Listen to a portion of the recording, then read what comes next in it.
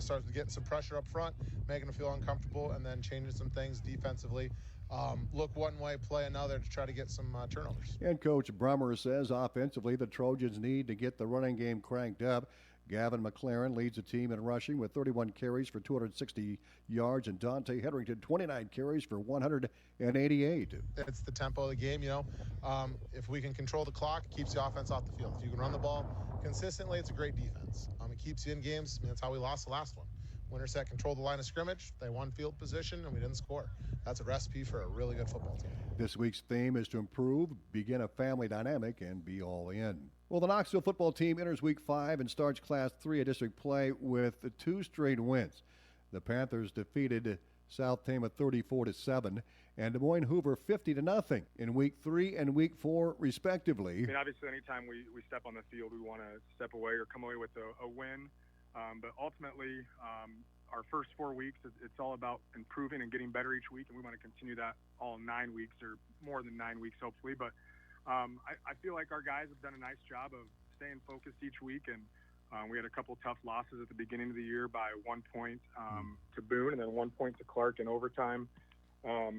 But they've been working hard, and, I feel like we're starting to kind of click a little bit and get some things going in the right direction. So hopefully we can continue that this Friday.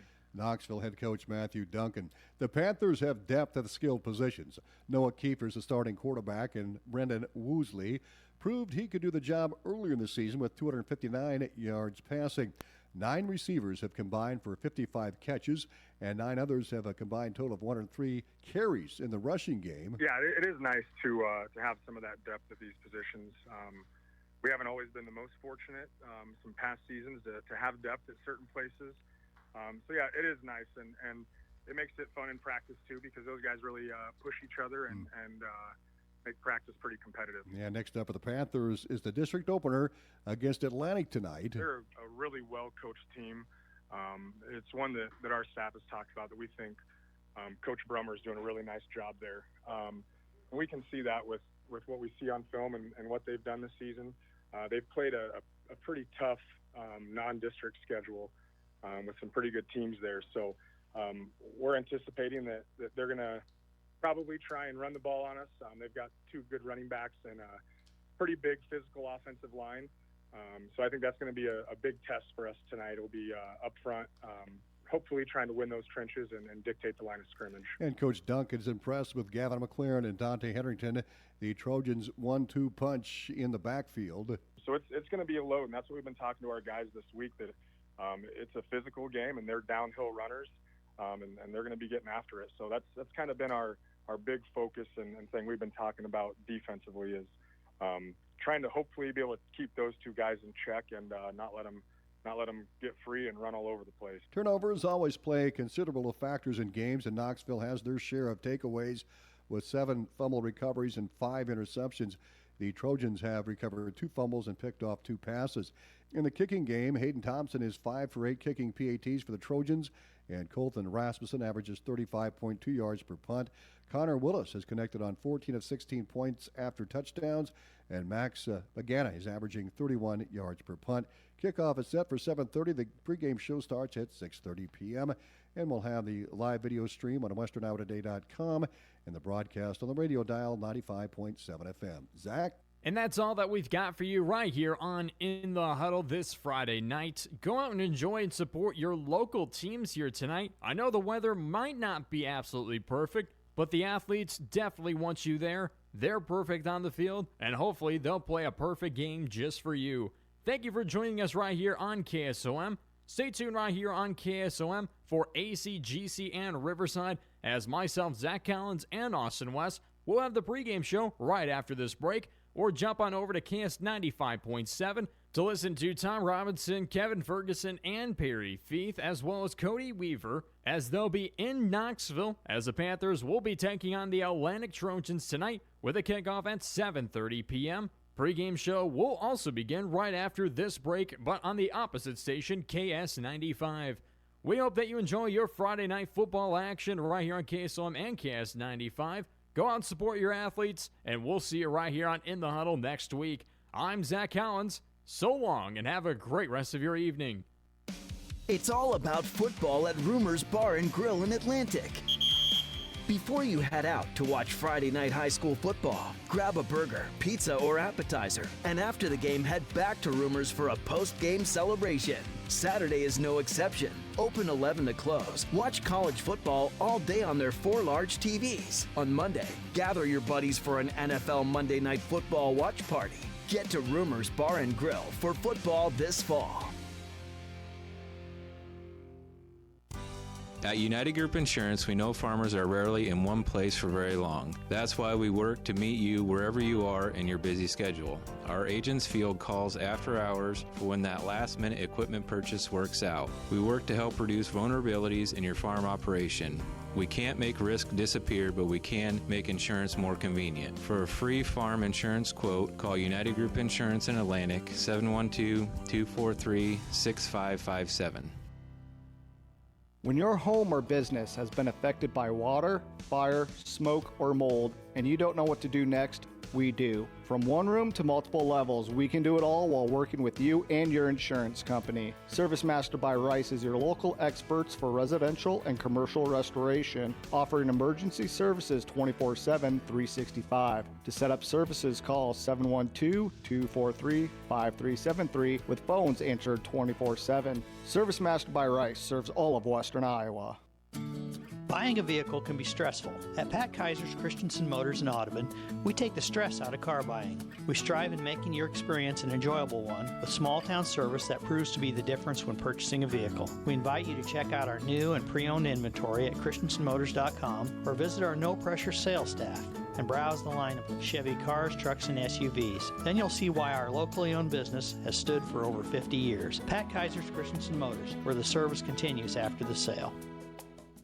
When those fields are ready, make sure you are too. Partner up with Olson Fuel Supply. Olson's carries a variety of fuels for everything on your farm, with multiple trucks rolling every day. Olson's also has your fuel needs covered, even in a pinch. In need of a tank for more convenience? They've got that too. So from the truck to the farm and into the field, Olson's has your back. You won't have a better partner in your operation. Olson Fuel Supply, the keep you going company in Atlantic. Olson Fuel Supply, we're the keep you going company. Step up to the ultimate mowing experience with the Cub Cadet Ultima Series, the industry's strongest zero-turn lineup featuring the fully electric Ultima ZT1 for high-quality performance without all the maintenance. And now, the Ultima ZTS, a first-of-its-kind zero-turn with intuitive steering wheel. Test drive the Ultima Series and the all-new ZTS at your locally owned Cub Cadet dealer, Nelson Farm Supply on Highway 44 in Harlan, where you'll find expert advice, superior service, and exceptional offers. KSOM 96.5 welcomes you to another presentation of KSOM Football, with live coverage from play-by-play broadcaster Zach Collins and color commentary from Austin West, and streaming live on westerniowatoday.com. This is the home of Riverside versus ACGC, right here on KSOM.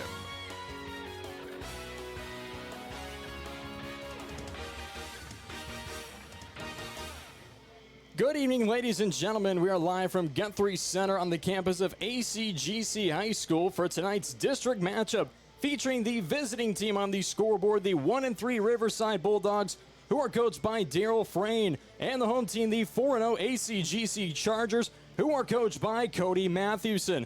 Welcome to this district battle on homecoming night here for the Riverside Bulldogs and ACGC Chargers.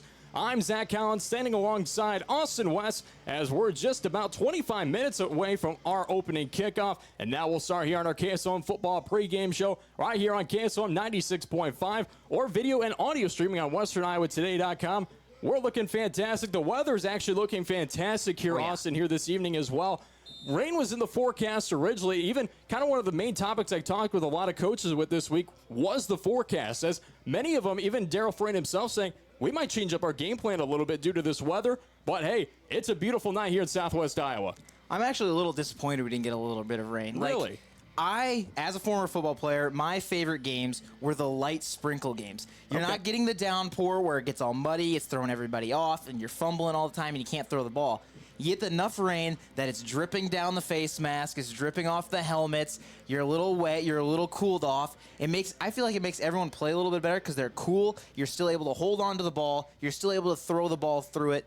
But it just adds that little extra touch of dramatic effect to it. You almost like the kind of the movie scene is what you're kind of talking about. All right. You know I what? loved that. I respect the movie scene. Hey. But what I respect more is that neither one of these teams have played each other in 12 years, Austin. Yes. It's been quite some time. So let's kind of go over that game, not really in depth because, of course, the players are, 10 years older than we are, most of them. And just kind of looking at it, that competition was an ACGC win on September 16th, 2001, 14-13 ACGC. And, it was a much different team. ACGC only rushed for 167 yards. And, Austin, I want you to take a guess here. How many yards in just a half alone do you think the Chargers rushed for? Back then or right now? Right now. Right now? Looking at most teams, I feel like I've heard a lot through the week that they rush a lot. So I'm going to go, we'll say average about 73 yards a half. Well, pretty much put 100 on top of that. It's 171 rushing yards per half. This is a team that rushes entirely. They're only made 3 completions on the season, so it's a bit different when you look at in terms like that.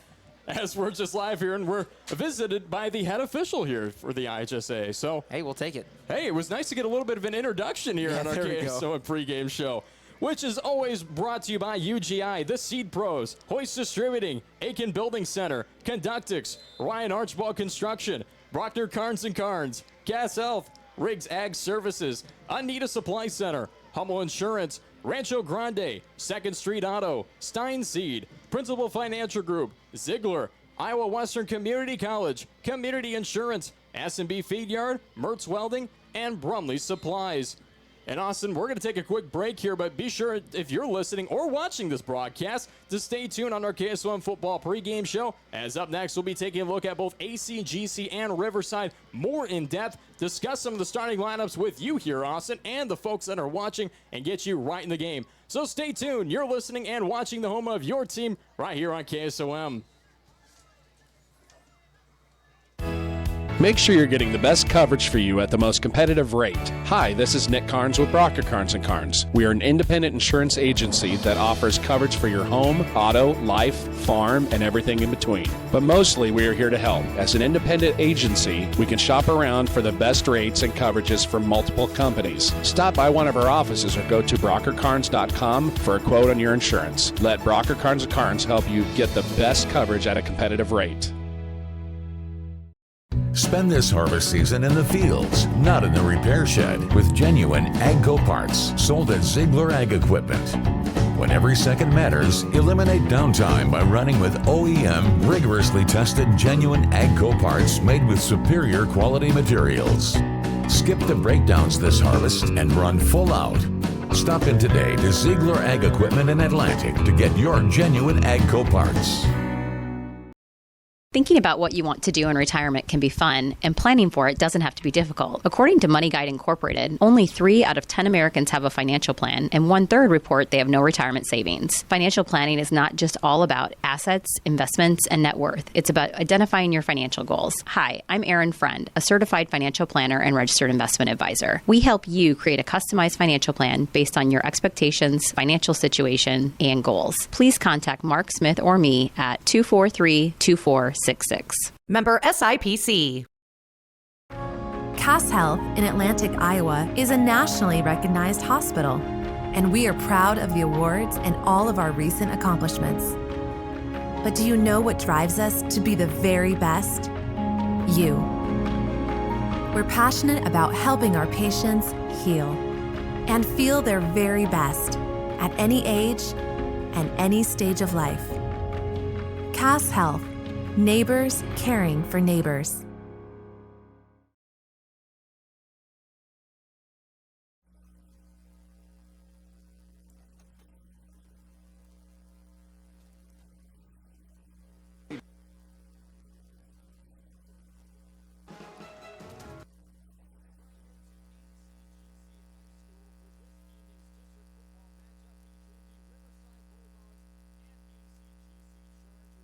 I'm Zach Allen, standing alongside Austin West as we continue right here on our KSOM football pregame show. And Awesome. Let's actually take a look at the visitors, the Riverside Bulldogs, as they're actually continuing a streak kind of in the wrong direction. They're coming up short late in games this season. They lost 38-37 and gave up 20 points in the fourth quarter alone to ICAM Manning. Head coach Joe Ferrain has continued to see his athletes, however, this week respond very well even to that big loss as they have this tough test here this evening against ACGC.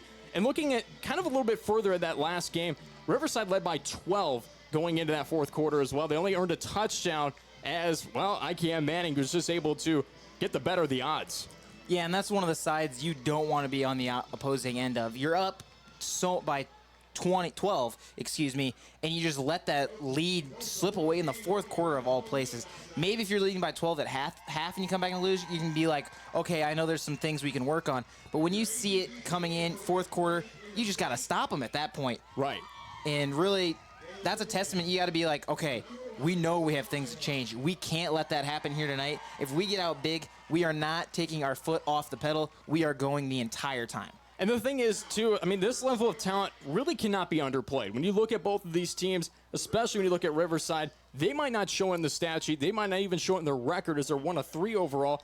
But they play hard. They focus in every game. Jackson Gordon has rushed for 106 yards on 23 carries, while Grady Jepson rushed for 135 yards on 7 carries just in that last game alone. So they're pretty good athletes to mention themselves. They wouldn't have done it without the blocking up front. Head coach Joe Ferrain really told me that his offensive line has been huge, especially these 3 players of Gavin Hackett, Caden Forstall, and Wyatt Bell. They've all been huge contributors on the offensive end. We even saw that against HSCW. Those were the big 3 that really protected that offensive line, really kept them in contention in that competition. But in the last 2 games, Riverside has lost by 6 points or less and has given up 14 points or more in the second half.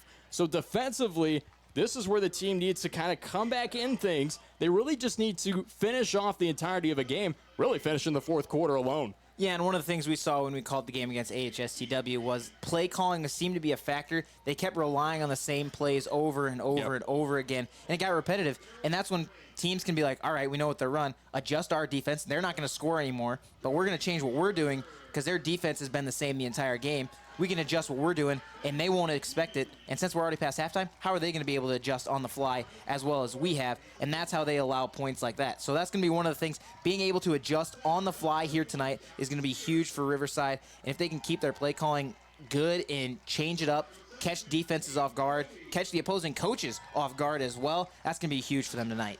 That could be huge, but what could be even bigger in this competition is ACGC, as we're going to take a look at the chart.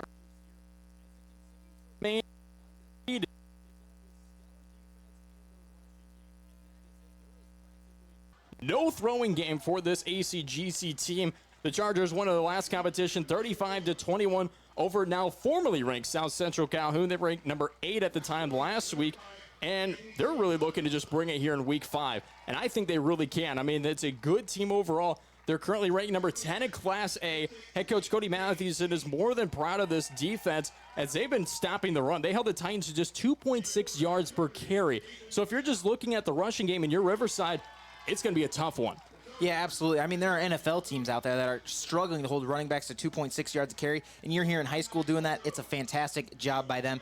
And we had the great story on the way here that Coach Mathewson said when he was in school, they just ran the ball, and they ran their way to state championships. And that's what he's looking to do here. Ranked number 10, they have 3 completions on the year. So they've been hitting the ground game hard. They've been hitting it consistently, and they've been hitting it well. I mean, if you can run like that, you're going to make yourself a good team, especially when you're ranked number 10. The problem is, how long are they going to be able to sustain that? Maybe that doesn't affect them here tonight, but going down into the future, you might want to be able to start to work on those passing plays, especially on maybe if you get up big on some teams like Riverside, if we see that here tonight. Try the pass plays just so you know you have it against maybe you head to the playoffs and those postseason teams a lot stronger against the run. Maybe you need the pass to help you win games. We'll see, but I mean, kind of looking even further at this team on the defensive end, you have to look at it. Mike Fuller, a very impressive player. Jathan South, a very impressive player. Both in the rushing game. They rushed for 350 combined yards, 5 touchdowns in that last competition, too, just between the two. So it's impressive stuff when you just look at it in that category. On the defensive end, Fuller also had not 1, not 2, but 3 interceptions in that last competition. So defensively, he's great. Offensively, he's great. With a player like that, you really can't go wrong in the rushing game. No, and the problem might be the old Travis Hunter at Colorado right now. You better make sure he's fresh and ready to go each drive you send him out there. Because if he's going both ways, he's going to tire out eventually. I know I've seen it in high school when people play both ways. I played both ways my senior year as well. Not near as much. Thankfully, they cut my snaps down a little bit on offense, so I played mostly defense. But even still, sometimes you go out there, you run a kickoff, now you're ready to go on defense, and you go straight into defense. If he has to go back from defense right back onto offense and rush for about 60 yards on a drive, he's going to get gassed real easily. So that's going to be the thing to monitor. Make sure you're letting him get his rest, get his legs back, and give him a breather on the sideline. And I mean, kind of looking even further at this, because the stats really don't stop there, because you have to look at a couple of other players down the line. I mean, they've really utilized Anthony Sorozano, 324 rushing yards this season. Nate Chance, 200 rushing yards even this season. I mean, they've just got multiple players who step up in the offensive game. And, you kind of mentioned you get a little bit gassed. That's kind of why I bring this up, because you look at those players, they're huge impacts here in this game. Yeah, and if you go without them maybe for even a second, sometimes it could be a big play that they give up or a big play you need that you don't have. So it's nice to have multiple guys that you can just trade in, trade out, keep the defense on their toes. Maybe one of them's a little better at certain runs or whatever it may be, better schemes. And so you can kind of change the pace with them as you interchange them in and out, in and out. And we've seen a lot more of that. A lot of teams that we've been covering this year, they haven't been a one running back kind of backfield. They've been 2, 3, 4 even that we've seen so far this season. So it's been really nice to see those guys be interchanged and be able to keep everybody fresh and just keep the power running there. And we'll see how the power running is. We'll see how Riverside deals with the power running, but not before we take a break here.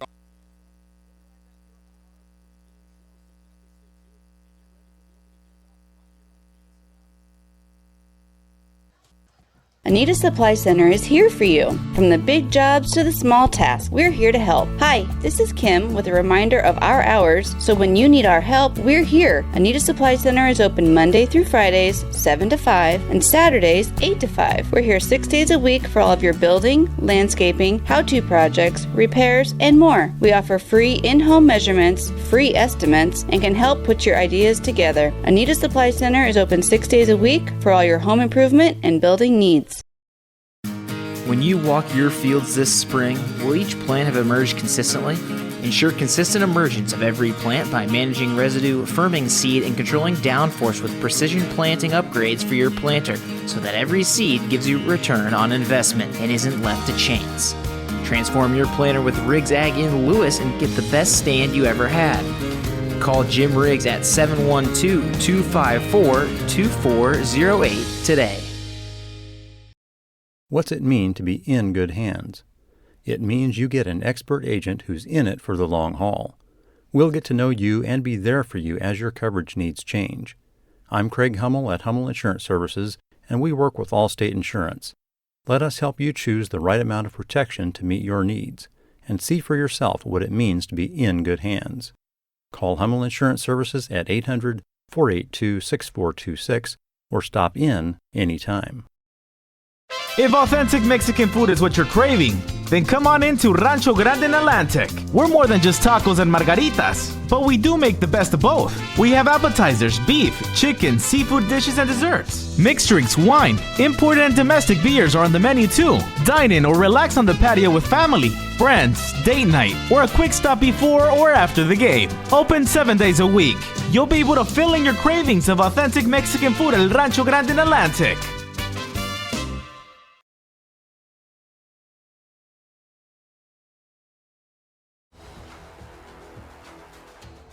Live on KSOM 96.5 and streaming live on westerniowatoday.com.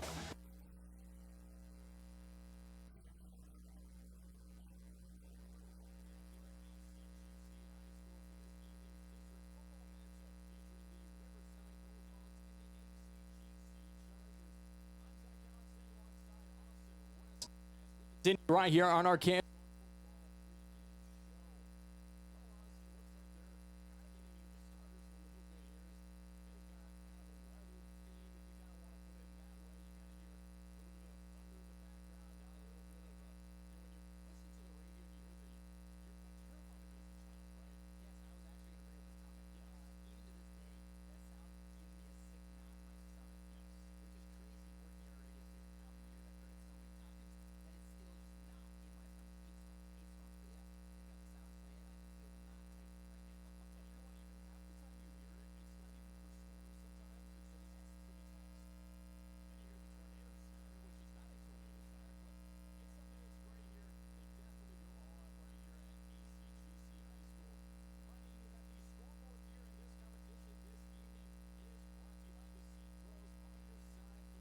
Go. Your Pioneer Pros John Becker, Mark Van Tiger, Gary Dinkla, and Nick Knutson. When teams are in the red zone here in this competition tonight, that of course will be brought to you by Hoist Distributing, your precision planning and channel seed dealer in Audubon. Give Chad a call today at 712-304-0487. Tonight's play and player of the game is brought to you by Ryan Archibald Construction. Just playing in the dirt. And Austin, I mean, as they're kind of getting a little bit of almost like a show. I mean, I feel like I'm watching almost a little bit of a movie as they break out. Homecoming night right here at ACGC. They come out from the tunnel. Here come the Chargers. You almost get a little bit of goosebumps kind of in this feeling here at ACGC High School. Oh, yeah, I would have loved this atmosphere when I was younger. Back in Black, one of my favorite pregame songs for football. Yep. They got a tunnel to run out. They got the poster to run through. They're running with the American flag. Like, they got everything you could want possibly out of this. The colors are being presented here tonight as the national anthem is brought to you by Conductix, Wamfler, and Harlan. Moving your business by supplying energy and data of any kind. As they are going to the field, we will stay with you right live on KSOM for the playing of the national anthem by the ACGC band as they're going to continue to make their way on out, and we'll continue to stay right with you here on KSOM as, man, it's quite a bit of a big of a band out here as well, Austin. Yeah, this is a high school band when I think about it size-wise. It's slightly bigger than what I had at Northland, but this is, I would say, an average band size. We've seen a lot bigger in some of our broadcasts as well. Especially at Harlan last week. That was one of the biggest high school bands I've ever seen, probably almost in the entirety of my life, to say the least. But this definitely is going to be a good one here as we heard them kind of prepping up as they were coming in here, and we're going to send it downfield for the playing of the national anthem.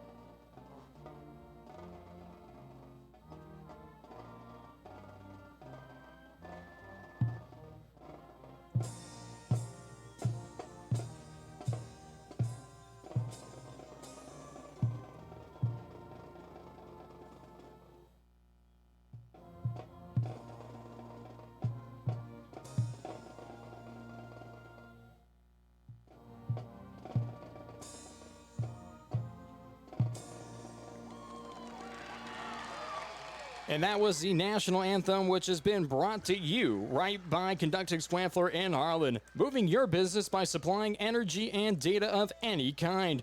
We're going to pause here for 10 seconds for station identification. You're listening to KSOM 96.5 FM.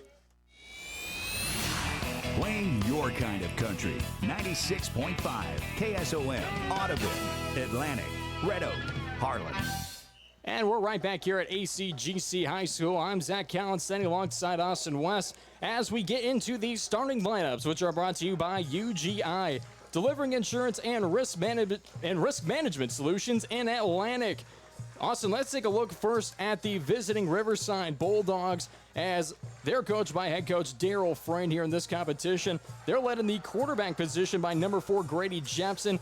58 of 84 in the season. He's passed for 674 yards, 6 touchdowns, and 3 interceptions. But you have to look at his rushing stats as well. He's had 25 carries for 230 rushing yards and 6 rushing touchdowns. So 12 touchdowns for Jepson on the season. Impressive to look at there. The left tackle is going to be number 62, Keaton Rican. The left guard, number 52, Wyatt Bell. The center, number 51, Gavin Hackett. The right guard, number 77, Caden Forstall. And the right tackle, number 69, Brian Steffen. The wide receivers in this competition will be number 15, Landon Schonenrock, and number 1, Cole Jepson. The fullback will be number 22, AC Roller, with a halfback of number 8, Jackson Gordon. And the tight end will be number 30, Taven Moore. Looking at the opposite side for the Bulldogs on defense here in this competition. On the defensive end will be number 62, Keaton Rican. The defensive tackle will be number 52, Wyatt Bell. The nose guard will be number 77, Caden Forstall. The defensive end will be number 11, Jet Rose. Linebackers here in this competition is going to be number 7, Kellen Oliver. Number 22, AC Roller. Number 51, Gavin Hackett. And number 21, Kyler Rican. The safety is going to be number 8, Jackson Gordon. And we also see in a couple plays as well, number 10, Peyton Amdor step into that safety position. Expect to kind of see him get some playing time here this evening as well. The cornerbacks in this competition will be number 4, Grady Jepson, as well as number 6, Davis Brayman. Looking to the opposite side of ACGC, we're going to start off with their offense here in this competition. Chargers are led by head coach Cody Mathewson, as the teams are going to the center of the field for the opening coin toss. But looking at both of these teams as well, and for the Chargers, quarterback is going to be number 3, Jathan South. He's just 3 of 10 on the season, 100 passing yards. That's all he's got. But here's what he does, Austin. 446 rushing yards on the season, 8 rushing touchdowns, and he averages 8.9 yards per carry. Which is unreal and impressive, to say the least, when you look at it.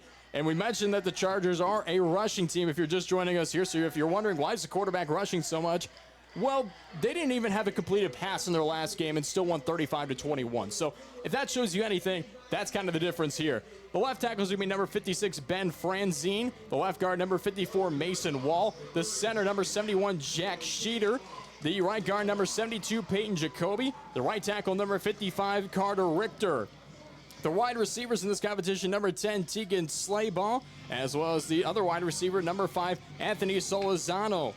And looking at the halfbacks, and we're going to say halfbacks because many of them substitute in, many of them come in. Number 2, Michael Fuller. Number 5, Anthony Solizano, as well as number 6, Nate Chance. And in the tight ends, we've seen Peyton Poliziski, as well as number 4, Joe Crawford in that tight end position. They switch out of a lot when you look at them and their athletic play. Looking at the defensive side here for the number 10 ranked Chargers, defensive end number 2, Mike Fuller. Defensive tackle number 72, Peyton Jacoby.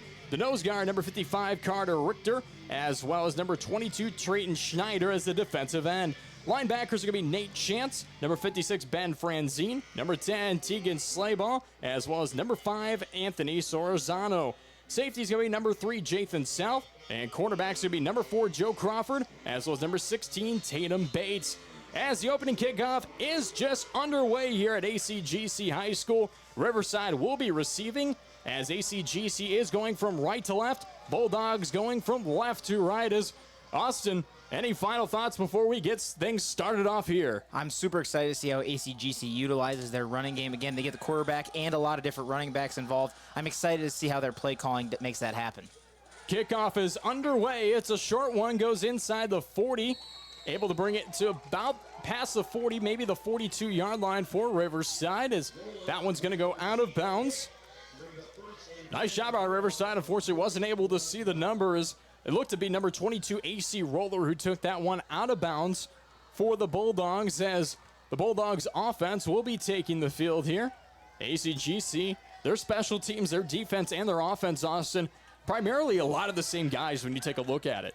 Yeah, and that's one of the nice things when you have athletes like that. You might as well use them as much as you can, but just make sure you have guys that are able to rotate in. Jepson rolls out to the near side, continues at the 40, gets touched for a second, continues downfield, crosses the 15, goes out of bounds. About the 51-yard line is where he'll be marked out of bounds. Looks to be just short of that first down. As they'll bring the ball, and they'll actually move the chains forward, so it'll be good enough for a first down. Good rush by Grady Jepson to start things off here for Riverside. Yeah, absolutely. It looked like he was kind of looking maybe if he was trying to read somebody and look for a pitch, but just takes it himself, and a nice pickup of 10 right away. He's going to hand it off to Gordon as he comes towards the near side, gets a block, and then falls down. About a 2-yard gain for Jackson Gordon, bring up 2nd and 8. Yeah, just kind of ran into the back of his blocker. was able to keep going, which is huge. I mean, when you have a collision like that into the back of your own guy, sometimes that kills a run, but he's just able to bounce off and pick up a couple extra yards. 2 receivers on the far side, 1 on the near side. 11:26 left to go on the C-Pro scoreboard as it looks like it's going to be offsides on ACGC. And the head official agreeing with one of these sideline officials here. Bring up second down. 5-yard penalty. They'll be just short. Bring up 2nd and 3 now, Austin. And we actually had a little encounter, if you weren't able to join us here on our pregame show, with the head official. As we were live in our pregame show, came in here and kind of just looked at you, looked at me, looked at the camera, and said nothing. Just waved and walked out the door. Understandably, too. I mean, sometimes the camera scares people, but seems like a nice guy. I mean, he has a great mustache, so I can't expect anything better. I mean, Jepson throws downfield. Pass is complete. What a pass it was. Cole Jepson, the receiver on that one, as he went out of bounds and gained a first down and a lot extra yards on that play as well. Just a great throw as well. I mean, Jepson just looked downfield, saw him on the left sideline, and just got to him, and he's able to pretty much two-toe touch it in. Yeah, tight window he fitted into there as well along that sideline. Great job. Jackson Gordon gets the handoff as he rushes on the far side of the field, crosses the 25-yard line. Good rush on the first carry on this bit of a drive here. Looks to be about a 6-yard carry, bring up 2nd and 4. Ends up being a beautiful night in southwest Iowa. Cloudy, but not too hot, not too cold. Just the perfect September weather. Screen pass on the outside to Jackson Gordon. He continues on the near side, goes out of bounds, and a good rush. Looks like it's going to be good enough for a first down, and it will. Yeah, nice play design. Got a couple guys moving out there right on the snap. Put his guy out there, kind of glanced downfield just to kind of hold some linebackers in place. Turns it, dishes it out. Nice pickup for a first down. Bring up 1st and 10. As currently the Bulldogs are in the red zone as they're going to fake a handoff here. Jepson looks back, drops back, and the pass is going to be incomplete, intended for Taven Moore. Just kind of got under a little bit of pressure, but a reminder when teams are in the red zone, that of course is brought to you by Hoist Distributing, your precision planning and Channel C dealer in Audubon. Give Chad a call today at 712-304-0487. Teams are kind of just looking at each other right now. It looks like it is going to be a penalty, however, something that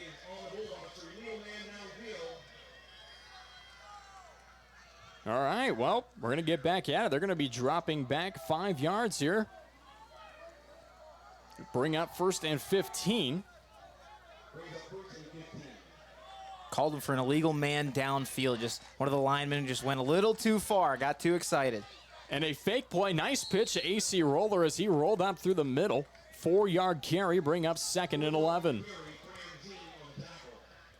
And I'm happy that you mentioned that, Austin, because I looked at the official, but I kind of saw when he was bringing his hand down after he made the call, and it was like, man, I really hope Austin was able to catch that one because I kind of missed exactly what he was calling. I was trying to look actually to the sidelines to see a reaction. That's what I'm here for. Don't worry. I appreciate it. Jepson on 2nd and 11, rolls out far side, just pitches it to the end zone. That pass is going to be incomplete. Intended receiver was number 15, Landon Schoenrock, as it'll bring up 3rd and long. I don't hate it. I don't hate that play. He had a guy in the corner. He had the separation. He's just able to reel that ball in back just a touch. I mean, there's not much you can do. You want to put it out there where only your guy can get it, which he did. It was just unfortunately a little too far out of the end zone. But I agree with you. I like the play call. Rolled on out, looked in the end zone. It was just a short, high little pitch that he tried. I like the intensity a little bit here of Riverside. It's very different than we saw in week 2. Absolutely. They're driving down the field on ACGC right now. 3 receivers on the far side. Jepson goes to the far side, makes a pass complete. It's Cole Jepson, and he's going to be taken down just short of the first down, maybe a yard short, Austin, as that one's going to bring out 4th and 1. Now, if you're in this position, are you going for it on 4th down? It looks like Riverside will. The offense is staying out there. They might, but you got to look at it. Davis Brayman, who is their kicker, he's 14 of 16 on extra points so far this season, has not yet recorded a field goal yet. Brings up 4th and 1. Couple men in motion as they roll to the near side. Running back to the left side of Jackson Gordon. However, a flag is going to be thrown, and it will be, it looks to be a false start on the offense. Actually, it will be a call offsides on ACGC. That one looked close. Thought maybe it was the defense reacting to the offense, but really it looks like it might have been the offense reacting to defense. And so a huge pickup there for Riverside. Gets them 1st and goal from the 5. Couldn't ask for better position. Man, I did not expect that. I honestly, you did a little bit of signal up here in the booth of false start, and I kind of agreed with you, but we're not down at the field at that field level. Pitch out to Jackson Gordon near side. Continues, crosses the 5, crosses the goal line. It's a touchdown, but there is a flag on the field. We'll see what that flag's going to be. I believe it's probably going to be holding, as on this near side I saw a block. It might have been too good of a block, if you want to put it in that way. Sometimes you get your hands on a guy and he tries to spin away, but you're so dedicated to that block, it pulls their hands into view of the referee, and he can make a clear call on it right away. And just an unfortunate touchdown run called back on the penalties. We've seen way too many penalties already, I feel like, here in this game. This might be the story of how this game goes. Well, we started off with 1st and goal on the 5. Now it's 1st and goal on the 15. So they got to make something out of it here, as the Bulldogs do still have 8 minutes, 38 seconds left to go in the first quarter. Still a scoreless game on the Seed Pro scoreboard. 2 receivers on the near side. Man in motion as he comes near. Pulling out is Grady Jepson. Finds a receiver of AC Roller, but he misses the ball for a second there. He almost took off without it. It's almost like he turned, tried to catch, but tried to go back and just sprint to the end zone.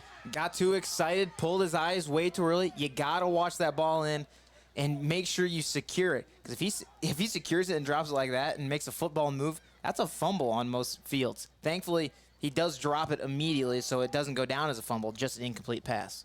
And you could say that for most sports. Watch the arms in volleyball, watch the hand in basketball, watch your hands in football, watch the glove in baseball, just about every time. Watch what you're doing. Pitch in the inside of Grady Jepson. Gordon continues downfield. He's got a gap. He's in the end zone. Touchdown, but there's another flag on the field. I've got a bad feeling about illegal man downfield, but it was a great play call on the screen. Looks like maybe a legal block in the back, Austin. Actually, it looked like at one point I saw a man fall down about the 5-yard line for ACGC, and he just puts his hands up in the air, so that could be bringing Riverside even further back. And it will. My goodness. That's got to be number 7, I think, on the night here already. We've had 2 offsides, a holding, a block in the back. Now 2nd and 16 after that initial penalty. Or really 2nd and goal here. They got 16 yards to go. Jepson rolls out near side, throws downfield. However, this one goes out of bounds. Intended receiver falling down was number 1, Cole Jepson. Just an unfortunate red zone trip here for Riverside. They've been trying to pick up plays, and every time they find their way to the end zone, something brings it back. It's either undisciplined or it's just we've got some laundry-happy refs here tonight. And they've been in the Hoist Distributing red zone for quite some time here. I mean, we're getting down to 8 minutes, 13 seconds now, and pretty much almost over half of this drive has been in the red zone. I believe this is play number 6 from the red zone. Jepson looks deep downfield in the end zone. That's going to be incomplete as that one goes out of bounds. Deep back, and I actually can't see the intended receiver because he's a little bit behind a wall here. It's also going to be number 1, Cole Jepson once again. Almost looked like the same play scheme that was written up the play before and the same player that they try to go for in the end zone. Yeah, and it's interesting that they're going for these deep passes for the end zone, not trying to pick up some chunky yardage here on these early downs, because we started at 2nd and 16. Right. And now we're 2 plays back, and it's still 4th and 16. You didn't get it to 2nd and 10. You didn't get it to 3rd and 10. Jepson drops back on 4th and goal. Looks, finds Jackson Gordon. However, he started taking off before he made the catch. It's going to be a turnover on downs, and a very well set up play by Riverside, just not executed by the halfback of Gordon. No, that's just undisciplined. Twice now we've seen from Riverside receivers. They turn their heads upfield before they even catch the ball. Make sure you secure the catch. He had plenty of room. There was no one that was going to contest him for another. After he caught it, he could have ran for 2 yards before he met somebody. But instead, he pulls his eyes too soon and drops the ball. ACGC tries rushing up the middle. Carries by Michael Fuller. If we see a pass, I mean, I think we should get some confetti or something in here, and because it's not something you see from ACGC very often. If you weren't able to join us in our pregame show, that's because quarterback Jathan South is just 3 of 10 on the season, 100 passing yards, 1 touchdown, and 2 interceptions. So really, we're not seeing too much out of him in the passing game. It's his rushing game that's made this team so successful. It's going to bring up 2nd and 7. Man in motion. Chargers look. South takes it for himself. Fakes the handoff. Continues downfield. Misses the tackle. As South's going to continue at the 40. Now continuing down to the 30. The 20. Going to the end zone. Touchdown Chargers. What a carry. What a play by Jathan South. As it's now 6-0 on the Seed Pro scoreboard. This is when we need the replay and the telestrator, because I would love to draw this play up for you folks at home watching the live stream on westerniowatoday.com. As they had the tight formation, they send a guy in motion in the back. They fake the handoff to him. They fake the running back draw up the middle. And then the quarterback, 3rd time, takes it by himself. Sat back there for about 5 seconds before he actually ran with the ball. What a fantastic play design with misdirection. Oliver Wetzel for the extra point. That one is good. You know what else is good? Taking a quick break. We'll be right back here on KSOM. We're streaming live on westerniowatoday.com. Live on KSOM 96.5 and streaming live on westerniowatoday.com. You're listening to KSOM Sports. And we're right back here at ACGC High School. I'm Zach Collins, standing alongside Austin West, as this has been already a heck of a game, Austin. I mean, that's the best play we've seen all year, all season so far. Like, I am in love with that play call. Like, oh, I'm still in awe of how it worked. Kickoff bounces and goes out of bounds. It will be a flag. It'll bring Riverside a little bit better field positioning. But if you're just joining us here, what we're talking about is a beautiful rush play by the quarterback, Jathan South. Had a man in motion, not only had that man in motion, faked a handoff to another man, faked a handoff once again to that man in motion, and took off himself, just rolled around the offensive line like nothing happened at all, as this one is going to actually drop ACGC back for the kickoff once again. Interesting choice to re-kick, as many teams will just take it off the kick and take the 5 yards onto the back, but maybe they're thinking they can get it. Riverside thinks they can get a really good return here, so I'd love to see how this turns out. We're reminding you that this broadcast is brought to you by Brockner Carnes & Carnes, your trusted insurance since 1894. Oliver Wetzel to kick off once again. As this one's off to the races, just goes right back to that out-of-bounds side. Another flag will be thrown. We'll see exactly what happens here, as that one is a bit better field positioning for Riverside. Yeah, great choice to re-kick, I guess. That thing barely made it across the 40. Now they're going to get it at the 45. They're going to re-kick again. Oh, my goodness. I'm taking that. Me, personally, I'm taking that but kick you know every what? time. If he continues to do the same thing here, Austin, theoretically, Riverside's making a smart move. Because he's not going to kick as far every time. So they're theoretically going to continue to move up and have better field positioning. I guess. I kind of like it. We might see a 15-yard kickoff here. Or at least just maybe a squib kick up the middle. If I'm Wetzel, that's what I'd be doing. We'll see what he goes with here. Hey, look at that. I'm right about something. As this one continues downfield, picked up by Riverside's Jepson, as he's going to be taken down at the 40. Cole Jepson tried to bring that one upfield, but was stopped just about where the second kick was kicked out of bounds. And actually, they probably would have had better field positioning overall, if not a great job by Wetzel, just squib kick it up the middle. I will say that took a great bounce at the Riverside bounce at the very end. Its last bounce it had off the squib kick right into the arms of our return man, who is just unfortunately able to pick up about 6 yards, slips a little bit, and ACGC just swarms him right there. Didn't really have much of a chance to go anywhere. Not many blocks were picked up on that side. So again, just ends up about where they would have been with the earlier kick. Can I just say I'm very proud of myself that I knew he was going to squib kick it up the middle and did exactly that. 1st and 10 for Riverside on their own 40-yard line. Gordon takes it for himself as he's going to be slammed down, and then they pack the house on him, finally taking him down, maybe about a 1-yard gain to bring up 2nd and 9. Looks like that initial tackle on the opposite end of the field was number 72, Peyton Jacoby. Yeah, He's got 26 tackles on the season. The thing is, Jacoby didn't even tackle him first. He bounced right off the first time, but he stopped him enough for the rest of the Chargers to get there. But again, like, you got a skinny quarterback running at you, and Jacobson is a big guy. He's a big dude, and he just bounced right off him. 3 receivers on the near side, no one on the far side. Jepson throws a screen pass. Here goes right to Gordon as he continues on the near sidelines. Fakes out a man that finally gets stopped as they huddle around him. Looked like the stop is going to be number 5, Anthony Sorozano. Good stop by him. He's also got quite a few tackles on the season, listed with 24, and he's got 5 tackles for loss.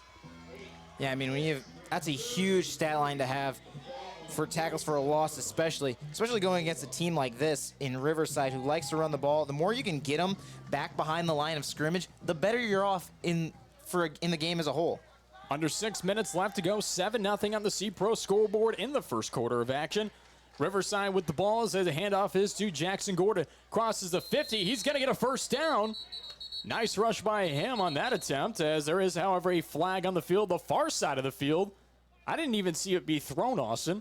No, I just heard the whistle, and Riverside is just dealing with the brunt of these flags here tonight.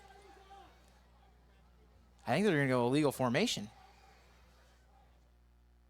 They're continuing to talk things through, as it will be a false start on the offense. The way they were talking, I was like, oh, I think looked like it was going to be a illegal formation, but I'm not sure who jumped. It'll be a 5-yard penalty. Looks like it's going to be 3rd and 7 here. 5:48 left to go on the clock in this first quarter of action. 7-0 on the C-Pro scoreboard. Chargers with the lead on an under 1 minute scoring drive. Riverside looking to make a scoring drive of their own. 3 men on the outside, none on the near. Pitch goes to Gordon, continues on the field. Crosses, looks to be just short of the 50. Looks like it's going to bring out 4th and 2 as Jackson Gordon was able to put them close to contention of a first down. But we'll see if they go for it here. And it was a great play called by Riverside. Everybody got their blocks, and they're scared of those flags. So as soon as those defenders started turning the corner on the blockers, their hands shoot up, get them off. They're like, we're not taking any risks. But thankfully, by that time, the running back able to turn the corner and cut them off, and the defense had no chance to get him until finally the DB is finally there to make a stop. Again, 4th and 2, going to be a huge play for the Bulldogs. 2 receivers on the far side, 2 on the near side. Gordon to Jepson's right side as he's going to hand it off to him. Gordon tries going up the middle. However, he's going to be just short of the first down. Gets taken down at the line of scrimmage. Another turnover on downs as Riverside has not been able to capitalize on any plays due to flags, due to other little things here, and not being able to convert on 3rd and shorts. Yeah, and that one is a huge one. Looked like they might have gotten the defense to fall back into the pocket when they let the run off, but I'm not sure who it was, a D lineman or a linebacker was just sitting there at the sticks, ready, waiting for the running back, and meets him at the line. And again, turnover on downs, huge for ACGC. ACGC going to make a handoff here as a man goes up the middle. Maybe about a 1-yard gain. Actually didn't even see the number because it was so quick with the handoff that I pretty much just about missed it. It's going to be a gain of 1, bring up 2nd and 9. And one player that kind of stands out above all, especially with his height, is Mason Wall for ACGC. I mean, Austin, you played on the line, and if you're going up against a guy like Mason Wall, who's towering over players, how do you try to take your strength and kind of utilize that as this one's up the middle, taken down, a nice tackle at that by number 62, Keaton Reekin.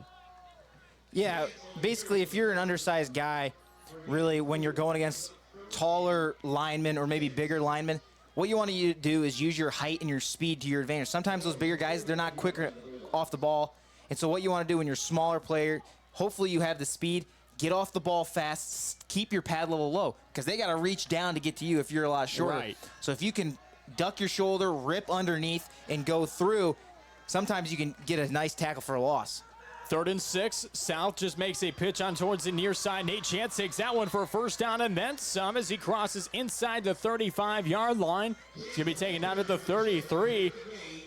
And Jalen South, just a nice pitch out, goes right to Nate Chance. South tried to take it for himself for a second there. We even saw him kind of look upfield and realize, oh no, I have nothing upfield. Pitches it to the outside, goes to the good man. And that's what's been nice about ACGC. The amount of reads they have and the intelligence by their quarterback and by their running backs here tonight has been great. They can read the field like, okay, here's where our defenders are at. Here's the angles they have. Who's going to have a better chance, me or the guy I pitch it to?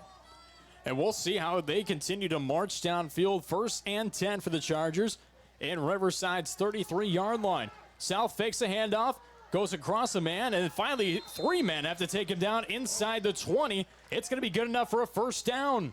And that play was the one they scored the first touchdown on as well. A little less intense motion than what they had. Sent a guy on the snap instead. Didn't fake the motion, just sent the guy in motion. And then faked the handoff and waited a lot less time and then just tried to run it right up the gun. You know what? I got to say one thing is, Austin, that the crowd here at ACGC is just ecstatic about this team. And it's a pretty full crowd as they rushes up the middle by Michael Fuller. Finally taken down as he rushed that one for, looks to be just short of a first down, maybe a 9-yard carry. Bring up 2nd and short.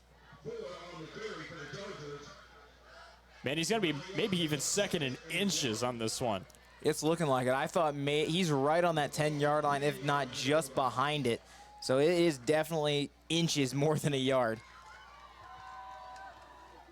2nd and inches, 7-0 lead for ACGC. Just 2 minutes left to go on the C-Pro scoreboard. Rush goes up the middle. However, maybe cross the line of scrimmage for a first down, but not entirely sure. The head official is pointing that it might be.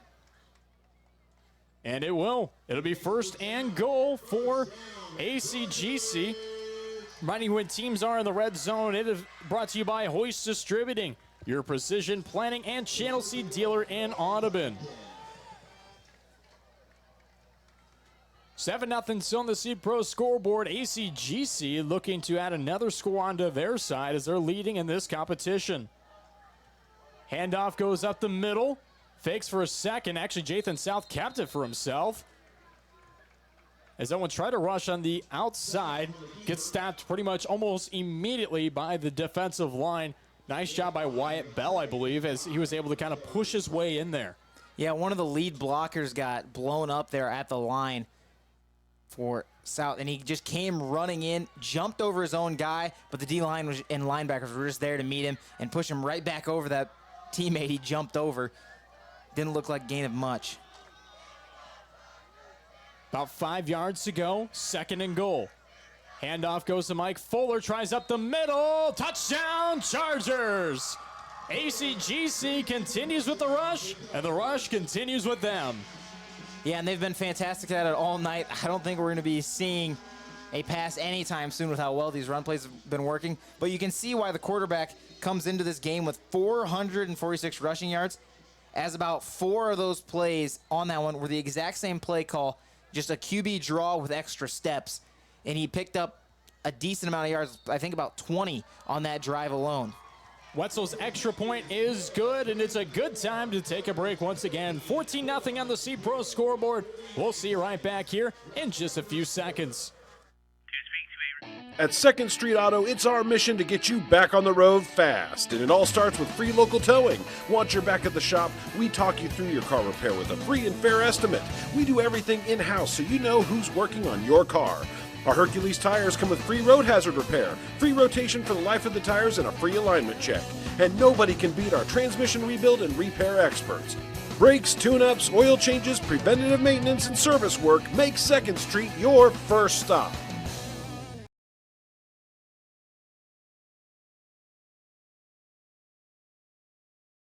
IowaToday.com.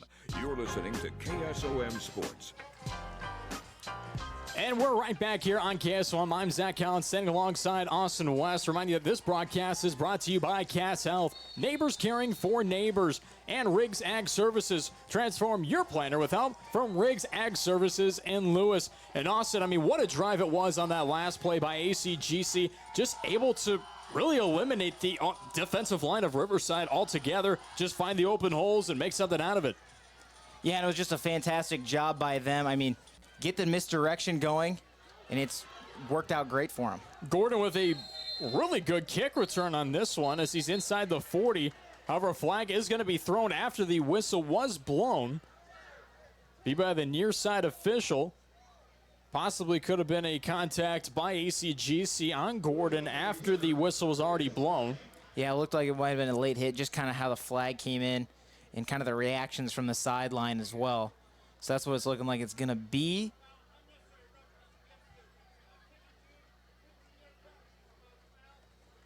Be a 15-yard penalty, unnecessary roughness by ACGC. If you weren't able to hear that, our natural mic actually picking up pretty well here tonight for the head official.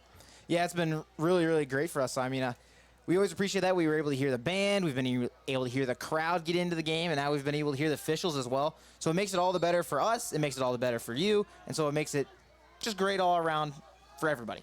Makes everybody happy. Riverside with a handoff here. Jackson Gordon continuing up the middle. Gets a hard hit on the inside.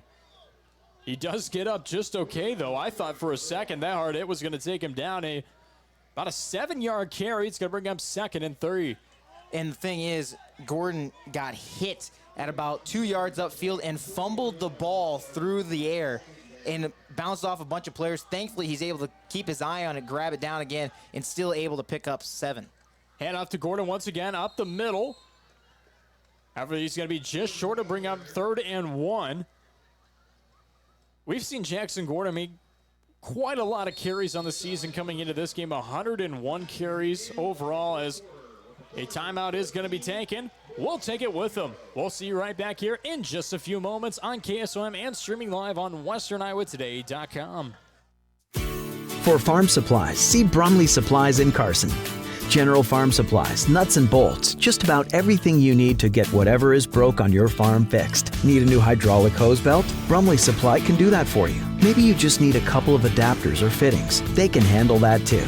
Conveniently located just outside of Carson. Give them a call at 402-680-5471. For all your farm supply needs, Brumley Supplies in Carson. Remembering whether it's a home or away game, getting the right kid to the right playing field on the right day. Why are simple things sometimes so complicated? Thankfully, with auto owners, insurance doesn't have to be one of them. We work with independent agents who keep insurance simple so you can worry about more important things, like not being that fan. Oh, come on, ref. That's simple human sense. Call Community Insurance in Audubon today at 712-563-4422 or stop by their office in Live on KSOM 96.5 and streaming live on westerniowatoday.com. You're listening to KSOM Sports. And we're right back here at ACGC High School. I'm Zach Collins standing alongside Austin West as the Chargers and the Bulldogs have entered the second quarter of play. 14-0 lead on the Seed Pro scoreboard as ACGC leads. This is just the Bulldogs' third drive of the competition. They try a drive up the middle, handoff to Jackson Gordon. Is unsuccessful on 3rd and 1. Actually, he's going to be even brought back a couple yards to bring up 4th and 3. Beautiful stop by ACGC. It was, and I think 55 on the smaller side over there on the D-line. I think he was the one that took 62 for a ride for Riverside. The O-lineman, I believe that will be Keaton Reekin. Again, Reekin a lot bigger than him and just took him for a push and able to stop him. Going for it on 4th down. Jepson continuing on the far sideline as he's going to be marked out of bounds, but he's got a 1st down and maybe even another 9 extra yards added onto it. Good play called by Riverside, Austin. Yeah, one thing I haven't liked a lot of, not that I'm disliking Riverside's play calling right now because it's been working fairly well for them, but they've been relying on Jepson's legs too much. They haven't been able to get anything up the middle on runs. Maybe try to get some more pitches involved. Throw the ball a little bit. It threw off players earlier. Let's see some more of it here. Hand off to Gordon as he continues on the far sidelines, taken down for about a yard to bring up 2nd and 9. And I kind of agree with you because we saw a lot of creativity out of Riverside early on their first drive. And even the second drive, it had a little bit of flair to it, but the flags kind of brought them down to where they had to kind of go back to normalcy a little bit. Kind of want to see them get a little creative here on this drive, see how it goes for them. As it's now 2nd and 9. 10:50 left to go on the C-Pro scoreboard. Jepson continued up the middle as he's going to be taken down maybe about a 3-yard carry. Actually, it looks like they're going to give him just about 3 yards to bring up 3rd and 6. Should be 3rd and 5. They're going to give him 4 yards on that one. Yeah, and one of the things I like that they had trips near side here for us, but again, there's no threat of throwing the ball. Sometimes, I think ACGC, if they want to, leave the guys uncovered. You don't think they're going to throw it at this rate? Brings up 3rd and 5 for Riverside. Fakes a handoff. Gordon takes it for himself up the middle. However, he's going to be taken down at the line of scrimmage, and it will bring up 4th down. One thing I've liked out here on the far side for Riverside, it's been number 7, Kellen Oliver, out by himself. And they've had the other receivers in tight. Give him a slant or even a post. He might be wide open because these safeties are reading the run right away. If you hit him in the open window, you could get a nice 10-yard gain. Fake the handoff. Even a screen pass might make something off here. They're going to go for it on 4th down. Jepson looks downfield. Intended receiver as that pass is incomplete. Was number 7, Kellen Oliver, going to him pretty much on the wrong play, if you like to put it in that way, Austin, as it's another turnover on downs for Riverside. All of their drives have issued in turnovers on downs. Yeah, and the thing I didn't like about that play call, I like that you have the trips on that side. Right. But then you rolled your running quarterback out towards the receivers. What's that going to do? It's going to bring both safeties. It's going to bring your linebackers. It's bringing even your D linemen that maybe are uncovered all that way, which is just extra bodies for your guys to run routes and to cover your receivers. 9:34 left to go here in the second quarter as ACGC tries a rush on the far side. Able to gain maybe a couple yards here, bring up 2nd and 8. And you kind of mentioned that a little bit. We've seen Jepson, he continues to just roll out. He doesn't stay in the pocket. You never see him comfortable in the pocket. Which is interesting because there's not much pressure getting home by any means. Sure, there's a little bit, but the pocket is there for at least 3 seconds. It feels like there's time to sit there, throw, and wait for your receivers. Continuing up the middle is a carry by the Chargers once again. Maybe about 3 yards on that carry, bring up 3rd and 5. Now we've seen 2 runs basically up the middle, and now you've got 3rd and 5. ACGC is going to pull out some motion. They're going to pull out some misdirection for trying to get a big gain here, because that's usually what they do. As soon as they run up the middle, because Riverside's going to stack this box. They know they're likely not to pass. 3 for 10 on the season. You're pretty sure they're not going to pass. So load the box up and force them to go to the outside where you can maybe run them down with your DBs.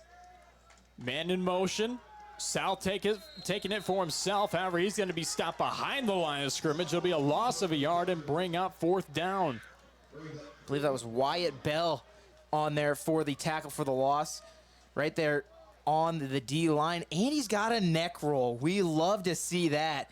D lineman with a neck roll. I tried to get one of those my senior year at BV at linebacker. They wouldn't let me. They thought I'd look too stupid with one. But I probably would have, but it would have been fun. You would have had a good time with it. Oh, absolutely, I would have. Special teams unit out to punt for ACGC. Mike Fuller with that punt as this one's going to go and bounce out of bounds. It'll be inside the 50-yard line.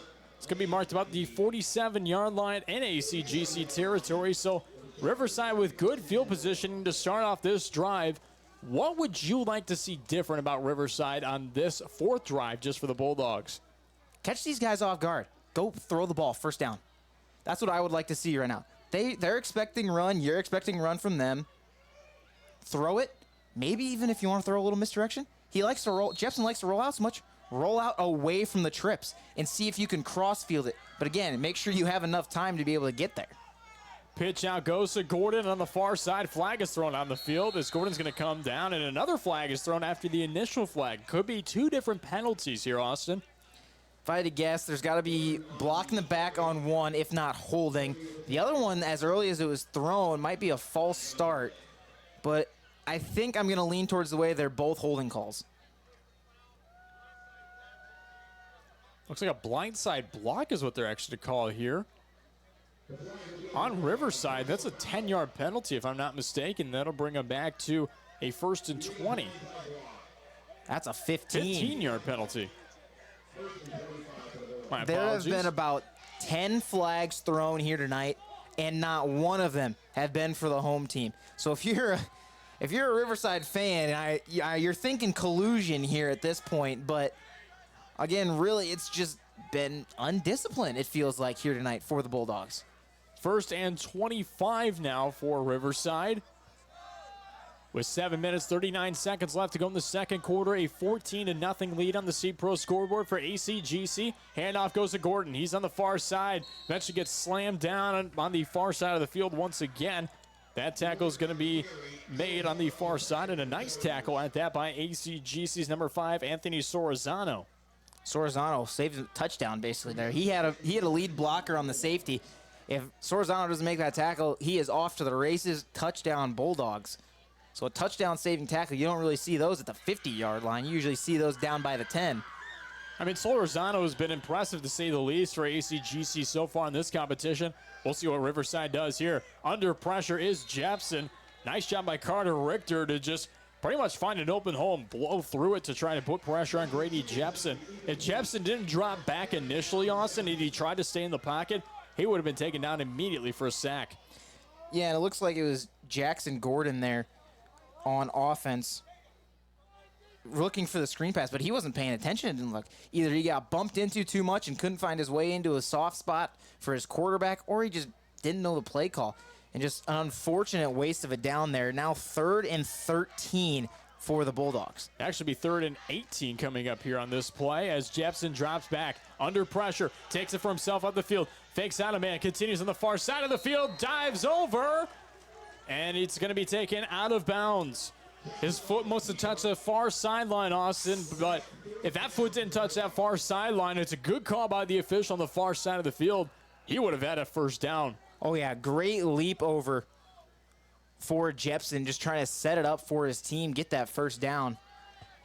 4th and 4, 6:52 left to go. 14-0 lead on the C-Pro scoreboard for ACGC. Wow, so a lot farther back than we even thought. 4th and 4. Timeout is going to be taken. It'll be for Riverside. We'll take it with them.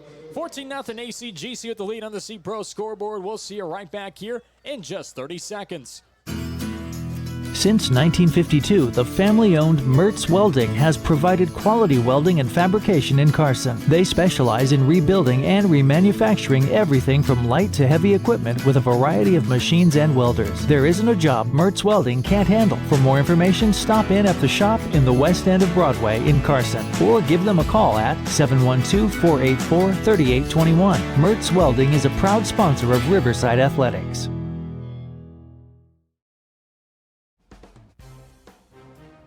Live on KSOM 96.5 and streaming live on westerniowatoday.com. You're listening to KSOM Sports. And we're back here at ACGC High School. I'm Zach Allen saying alongside Austin West, reminding that this game is brought to you by Anita Supply Center, your home enhancement store. We are here to help.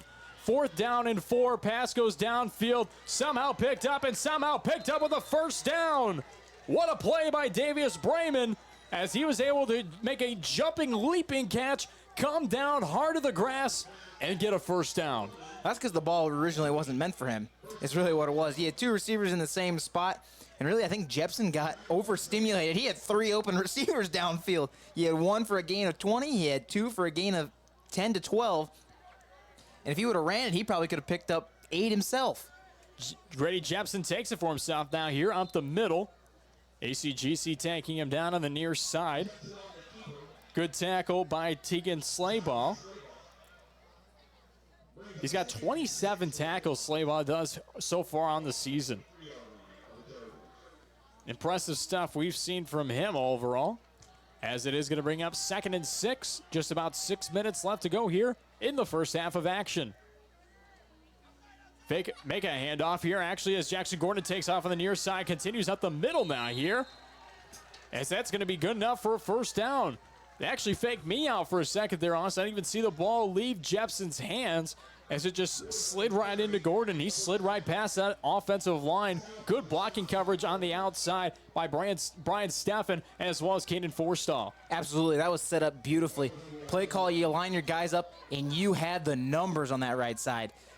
As soon as I saw it, I'm like, this better be a run to the right because you've got a big gain. And what do you know, runs right off his tight end. Fantastic job. Pass goes to the near side for Riverside, continuing and trying down the field just towards the end zone. Touchdown, Bulldogs!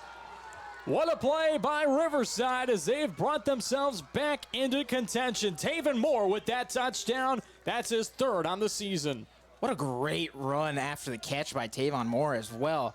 Hits one guy, runs through his face. Next guy tries to stop him, holds him up a little bit, but he angry runs through for an extra 3 yards and falls into the end zone. Huge touchdown for Riverside. And Taven Moore, Austin, just came into this game with 4 receptions on the season and 41 receiving yards. So he's also got the 2 touchdowns to add on top of that one, now with 3. Flag is thrown on the extra point, as it will be a false start on the kicking team of Riverside.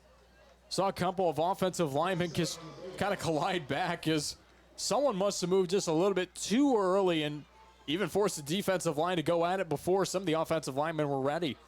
Hey, sometimes as a D lineman, that's kind of what you want. If you see a false start, go. Because if it's not called, you got a free play. 6 points added up on the board. Davis Brayman going back to kick. Kick is up. And the kick is good. Just good at that. Brayman makes it a 7-point game, 14-7 on the C-Pro scoreboard. We'll see you right back here on KSOM and streaming live on WesternIowaToday.com. From start to finish, let Aiken Design Center help you with your kitchen or bathroom ideas. For new designs or remodels, Aiken Design Center will work with you or your contractor to make your dream a reality. If you're not sure what you want, stop into our showroom so our custom designers can help you find what will suit your needs as well as your budget. The Aiken Design Center staff is committed to quality design while meeting your needs. Stop into Aiken today to find out how we can help. As prices increase, quality should too, right? But that's not always the case. That's why buying directly from the producer is your best shot at a quality product. S&B Feed Yard in Macedonia offers beef quarters and halves. Stock up your freezer and get high-quality, humanely raised Iowa beef from third-generation producers. S&B Feed Yard also feeds cattle. So if you're in the market, call Sheila, Bryan, or Brock Bentley at 402-690-7022 for information, or reserve your quarter or half beef today. S&B Feed Yard, custom cattle feeding in Macedonia, is a proud supporter of Riverside Athletics. Is made by the Chargers and trying to pull up through the middle as Nate Chance wasn't able to there on that attempt. As Austin, it was a heck of a drive looking at it overall, especially on that last drive by Riverside. I mean, that's kind of the momentum we wanted to see earlier here in this competition. We finally get some really good plays by the Bulldogs, and it ends up in a score. Yeah, I like they mix it up. We got those passes, and when we saw those pass opportunities open up, we had multiple guys open, multiple opportunities for Jepson to throw the ball, and that's what you really want if you're the Bulldogs here tonight. These guys are ready to defend the run so much because that's what they see all week in practice. Right. Open up the pass on them a little bit. They definitely open up the passing game. It's a 14-7 game as ACGC tries with a rush up the middle. Carries by number 2, Mike Fuller. Mike Fuller, a big guy, too, trying to run through there. Built like a tight end. You got him in the backfield. That is huge, huge, huge for an offense because he's going to break at least a tackle or two before he gets taken down if there's not multiple guys and if you're trying to arm tackle. 2nd and 2 here for ACGC as they're currently on their own 48-yard line. Riverside's going to look for a stop here as it's under 5 minutes left to go in the second quarter. 14-7 on the C-Pro scoreboard.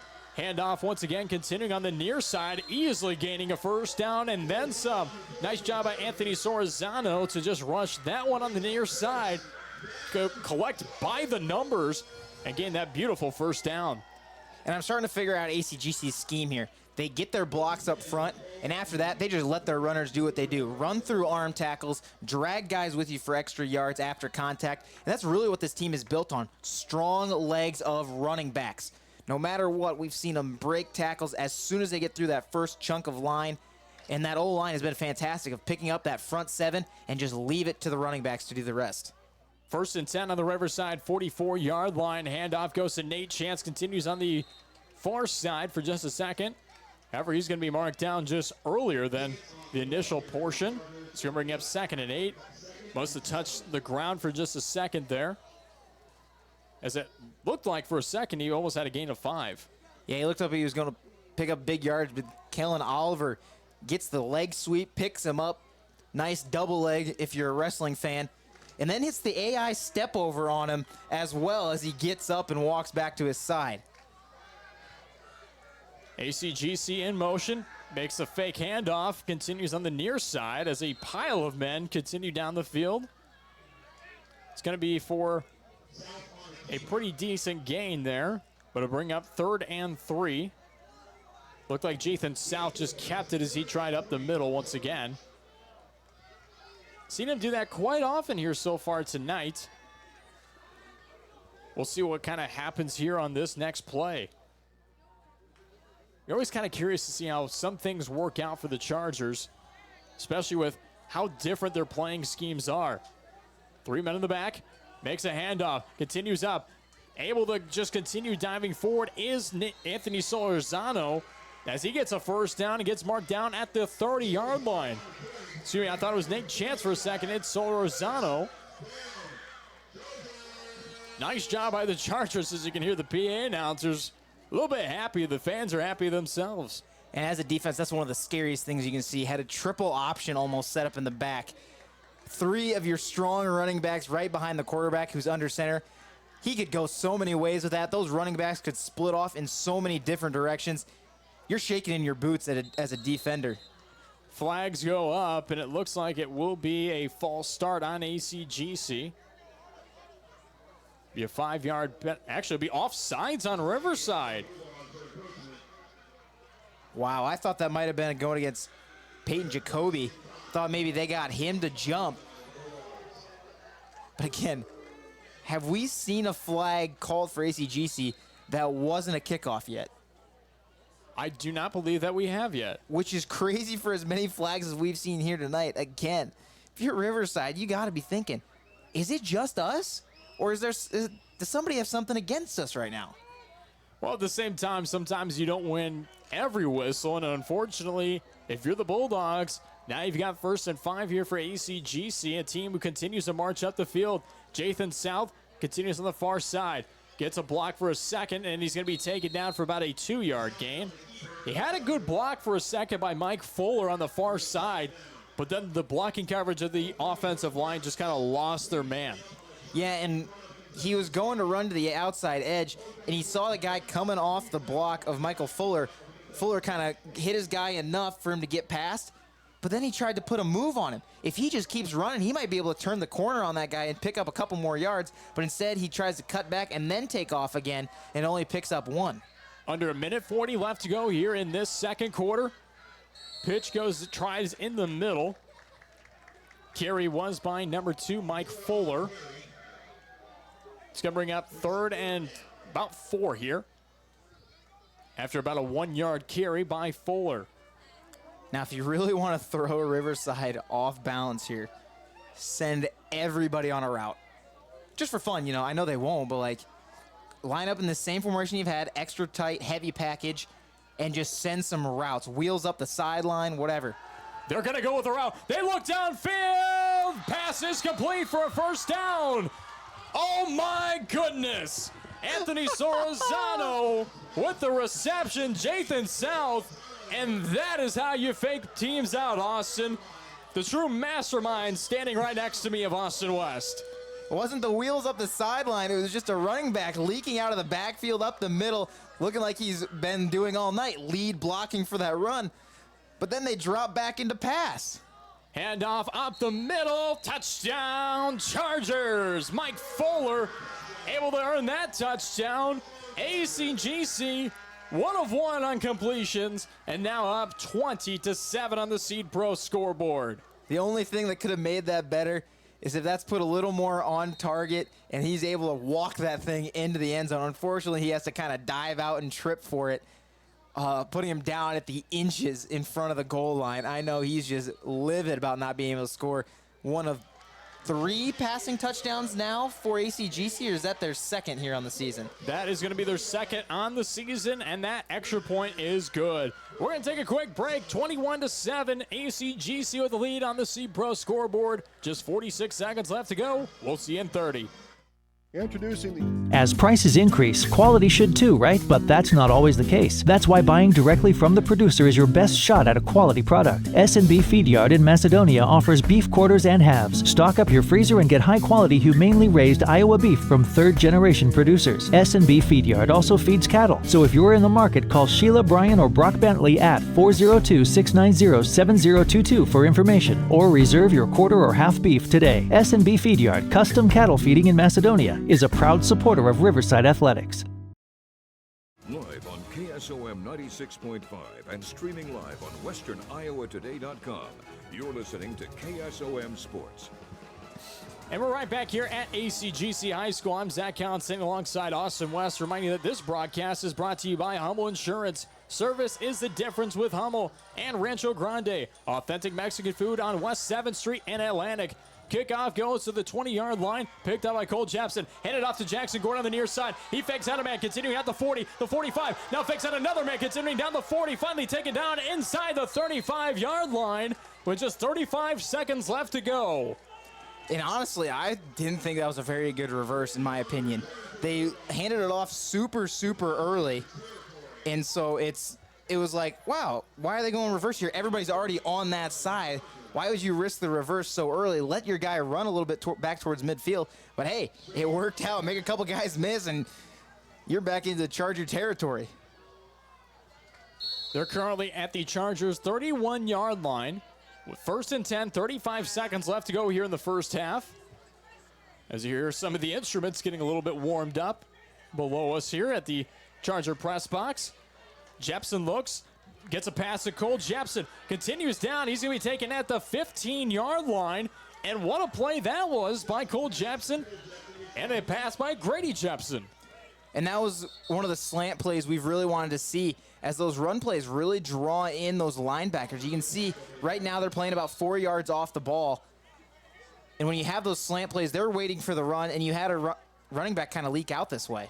Jepson finds Gordon on the pass, far side of the field. He's going to be taken down about the line of scrimmage, as that one is likely to continue dwindling that clock down, excuse me. Riverside looks to now finally take a timeout. Waited quite some time there to call that one. Too long. We're going to take it with them. 21-7 on the Seed Pro scoreboard. Chargers with the lead. We'll see you right back here in just a moment.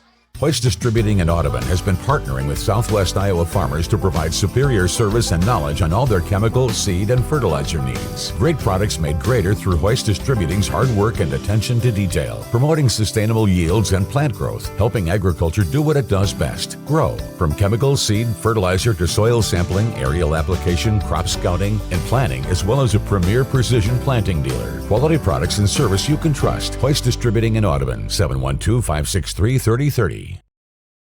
Live on KSOM 96.5 and streaming live on westerniowatoday.com. You're listening to KSOM Sports.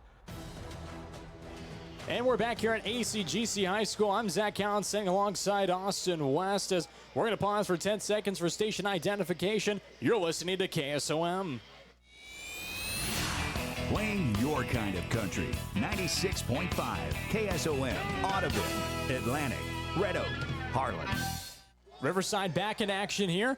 Jepson looks deep downfield, far side. Flag is thrown. Pass is incomplete. Looks to be a pass interference on ACGC on that play. And Riverside really getting fortunate enough. Wow, what a play that was. As really, it was just a look down to the far sidelines in the end zone. Just try to go with it. Couldn't see the number of the player for ACGC who stepped in front. But, man, it was a wide-open man deep downfield for the Bulldogs. I believe that was number 16, Tatum Bates, who was out in front of that one. And, oh, boy, did he have some bad eye discipline on that play. As man was running by him, went to throw it up. He was frozen looking at the quarterback, didn't even realize where his man was at. And that's why he kind of rushed to get back there and just kind of interfered, kind of got a shoulder into the receiver. And when he went up with him, kind of pushed him off, held on to him a little bit, maybe it seemed. Again, it was still almost caught there for a touchdown. And, I mean, looking at this as well, Austin, when you take a look at that last play, that's huge. I mean, yes, there's only 2 seconds remaining here in this competition. And, yeah, you're a little bit out of it. But at the same time, you're in the Hoist Distributing Red Zone, which, of course, is brought to you by Hoist Distributing, your precision planning and channel seed dealer in Audubon. Give Chad a call today at 712-304-0487. But at the same time, you see that happen. You see they're in the red zone. They've got good territory here. 2 seconds left. You got to go for the pass. Absolutely. That's about your only option here right now. And granted, they really should have about 8 seconds left. But again, it took them so long to use that first timeout. We went from 15 seconds down to 9 before Riverside used their timeout. Not sure why they waited so long, but it might end up costing them here before the halftime. 2 seconds left to go in the second quarter of action. Jepson with 2 receivers on the near side. Drops back, looks for Gordon, it's intercepted by ACGC. Continuing down the far side of the field, continuing all the way down. He continues, Anthony Sororzano able to intercept that ball. What a play that was by Sororzano. His first interception of the season. And that, out of all plays that you could have expected, brings us into halftime. Yeah, hate where Jepson went with the ball. He had his man over on this near side. Wide open. Number 1, Jepson, his brother. He had his brother wide open again. Ran the slant that we saw earlier to get him close in here. Was wide open. The safety was looking on that near side, and that's the tight side. You had more guys on defense over there. If he just looks to his left and throws one over the middle, his brother has a wide open touchdown, and you go into halftime only down 1 score. But they go down 2 scores as it's 21-7 on the C Pro scoreboard. We'll head to halftime. We're going to take a quick break with you here. We'll be right back here on KSOM for Aiken Building Center halftime show. So stay tuned right on your dial to KSOM and streaming live on westerniowatoday.com. Just playing in the dirt. That's the motto for Ryan Archibald Construction at 712-249-7973. He specializes in gravel work, dirt work, and cleanup. Dirt work includes hauling, leveling, and building pad installation. Gravel work includes hauling, installing, and regrading. Farm and home cleanup includes fence removal, CRP cleanup, down tree removal, and volunteer tree removal. Ryan Archibald Construction even installs retaining walls. Give Ryan a call at 712-249-7973. Ryan Archibald Construction. Just playing in the dirt. If authentic Mexican food is what you're craving, then come on into Rancho Grande in Atlantic. We're more than just tacos and margaritas, but we do make the best of both. We have appetizers, beef, chicken, seafood dishes, and desserts. Mixed drinks, wine, imported and domestic beers are on the menu too. Dine in or relax on the patio with family, friends, date night, or a quick stop before or after the game. Open 7 days a week. You'll be able to fill in your cravings of authentic Mexican food at Rancho Grande in Atlantic.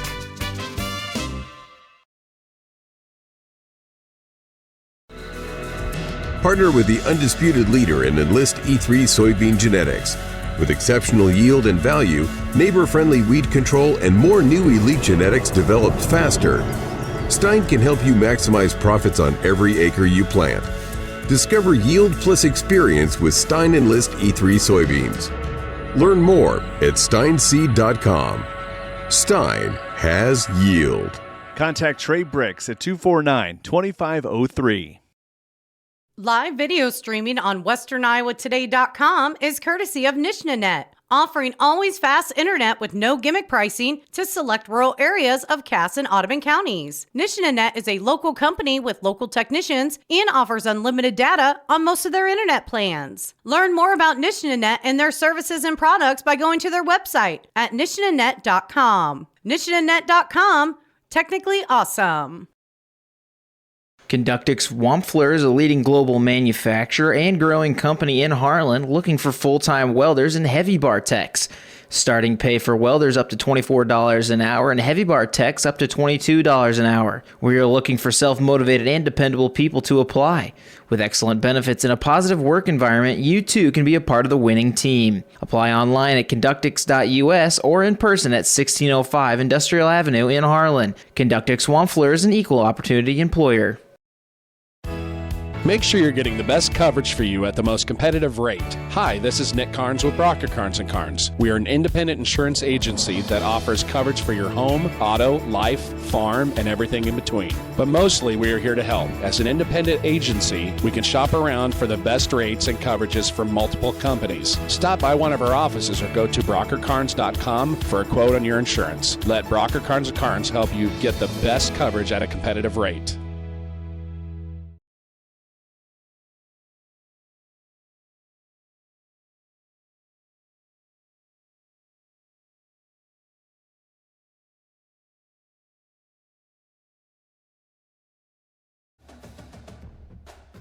Live on KSOM 96.5 and streaming live on westerniowatoday.com. You're listening to KSOM Sports. And welcome back here to ACGC High School for Aiken Building Center halftime show, where the do-it-yourself pro shop in Atlantic, Corning, Clarinda, and Creston. I'm Zach Collins sitting alongside Austin West as it's a 21-7 lead for ACGC. And Austin, it really could have turned the tides here for Riverside. It could have been just a one-score lead. Yeah, absolutely. Jepson out wide here, not the quarterback. Our wide receiver, Jepson, was out wide on this near side. Me and you both saw him. We're like, all right, this is the guy we saw earlier when they were down here deep in the red zone. He hit that slant to pick up, I think it was about 8 yards on that play. And it was a huge pickup for him, and it's the one where they wasted their time before calling a timeout. And what do you know? He was wide open once again, but his brother looks to the tight side of the field, the close side of the field, because they were on the far hash mark, where all the defenders are, and you've got one guy out there. Not sure why the play call was to look to the right side when you had way a lot of room on this left side. Safety was not paying his brother any attention, and it was pressed up man right off the line, and Jepson was able to beat it quick, inside slant, had him by a couple of yards, easy walk-in touchdown if his brother just looks his way.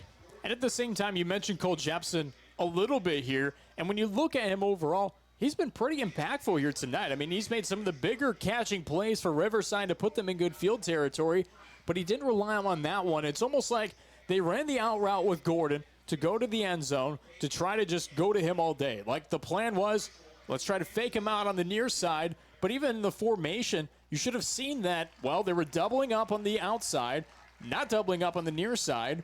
Why not try your chances and go for his brother of Jepson? Yeah, because it was the real field side. He had two receivers over there. They each had about 20 yards to work with by themselves. And when your safety's loaded up over the box, ready to stop a run, I'm not sure how you're not thinking, okay, I've got these guys wide open over here. But again, it is high school football. Maybe we're over-evaluating. Maybe we watch a little too much college football and NFL football on the side. But still, it was a perfect play call for Jepson, to Jepson for a touchdown. Just unable to see it, never even looks his way. But at the same time, we've got to kind of flip sides here. Looked at ACGC because we saw pass number one. Yes. Which to put that here on an Aiken Building Center halftime show that ACGC passed the ball, that's a huge thing. I mean, it's something you don't see very often. They came into this game 3 of 10, now 4 of 11. And it was a big pass. It was 20-plus yards as that one went all the way to Anthony Solorzano. Just able to come down with it, make it look beautiful. The out route was run. Just kind of went down the near hash marks just down the field. Couldn't ask for anything better. Absolutely. Set it up like you've been setting up runs all night long. Just make him look like Solorzano. Oh, he's the lead block again. Here comes the handoff. Nope, Solorzano's still going down the field, and there he is right at the edge of the end zone. Unfortunately, the ball just had a little too much sauce on it, had him out in front, so he has to reach out and fall right at the end of right before the end zone. Doesn't get his touchdown that he would really like, and then it gets run in from the half-yard line, which, again, you'd really like to have that receiving touchdown because that's going to make you stand out this season for ACGC. Well, at the same time, though, Jathan South, you mentioned he kind of overthrew him a little bit. Really not much of a throwing quarterback as we've seen, especially even here tonight. Yeah, absolutely. He's been fantastic on his feet. Nothing really to complain about there for him. They've been getting him the open opportunities. The misdirection has been great for ACGC. I said coming into this game, I want to see how they utilize his feet and how they make him get him his 400 yards he had coming into this game. Well, we've seen it here tonight. Misdirection, use the same play, hand it to different guys, and just really set up lead blocks. The lead blocking has been fantastic for ACGC. They'll send 3 guys out of the backfield to lead block for their quarterback, plus the guys on the line all going one direction. You're basically going 10 on your best guys and let the DBs do whatever they want on the other side and just hoping you outnumber them and see what kind of yardage you can gain. And a lot of the time, they've tried that. And at the same time, it has worked and hasn't worked because we've seen it work with, a couple plays, especially with Cole Jepson. We've also looked at ACGC on their opposite side to that one pass that they saw. We've kind of seen things mix up a little bit here for both teams. But one thing I have to mention is we saw Riverside before. This is a very different Riverside team, both offensively and defensively. Oh, 100%. When I came into this game again, we saw Riverside early this season. They were using motion like nobody's business. We even had plays drawn up in our head how they should have done it, and they didn't utilize the motion. I think they took that and they're like, we're just throwing motion in to have motion for no reason. Right. Let's get rid of all the fancy dressings. Let's get rid of all the glitter on our plays. Just run our plays and see what we can get out of them. And that's really what they've done. We've seen maybe 5 plays so far tonight for Riverside run with motion. And that's it. And they've had one of their better games, a lot better than they ran against AHSTW earlier this season here against ACGC, the 10th ranked team in the class. And they're having a better night than an unranked team back in week 2. I mean, this is a whole different ball game for Riverside. And we're seeing really kind of a different ball game than even I expected, probably what you expected. And at the same time, we're seeing Riverside hold with what you mentioned, the 10th ranked best team in Iowa in Class A. And to me, that's just impressive in itself. To just compete with a team that's this good to a team that actually beat a ranked team last week at South Central Calhoun. Riverside, who's coming off 3 losses, they've got some motivation here because I've come out of halftime going, hey, we held them to 21. Let's come back. And it really should be a 21-14 ball game after going into halftime. And add on top of that, it should probably even be 21-21 after that first drive Riverside had got blown up by penalties, whether it's just discipline problems or just nerves, the jitters, whatever it may be, going up against a ranked team. But they were in the red zone for 6 or 7 plays here early to start this game on the 10th ranked team. Like, that is huge for your Riverside, especially coming off 3 losses, like you said. So really, this should almost be a tie game, but they've shot themselves in the foot too many times. If they come out at halftime and come out strong like they did early in the first half, we could have ourselves a night tonight. And we'll see if they come out strong, but not before we take a break right here on our Aiken Building Center halftime show. We'll see you back here on KSOM and streaming live on WesternIowaToday.com. Anita Supply Center is here for you. From the big jobs to the small tasks, we're here to help. Hi, this is Kim with a reminder of our hours, so when you need our help, we're here. Anita Supply Center is open Monday through Fridays, 7 to 5, and Saturdays, 8 to 5. We're here 6 days a week for all of your building, landscaping, how-to projects, repairs, and more. We offer free in-home measurements, free estimates, and can help put your ideas together. Anita Supply Center is open 6 days a week for all your home improvement and building needs. As prices in. For farm supplies, see Brumley Supplies in Carson. General farm supplies, nuts and bolts, just about everything you need to get whatever is broke on your farm fixed. Need a new hydraulic hose belt? Brumley Supply can do that for you. Maybe you just need a couple of adapters or fittings. They can handle that too. Conveniently located just outside of Carson. Give them a call at 402-680-5471. For all your farm supply needs, Brumley Supplies in Carson.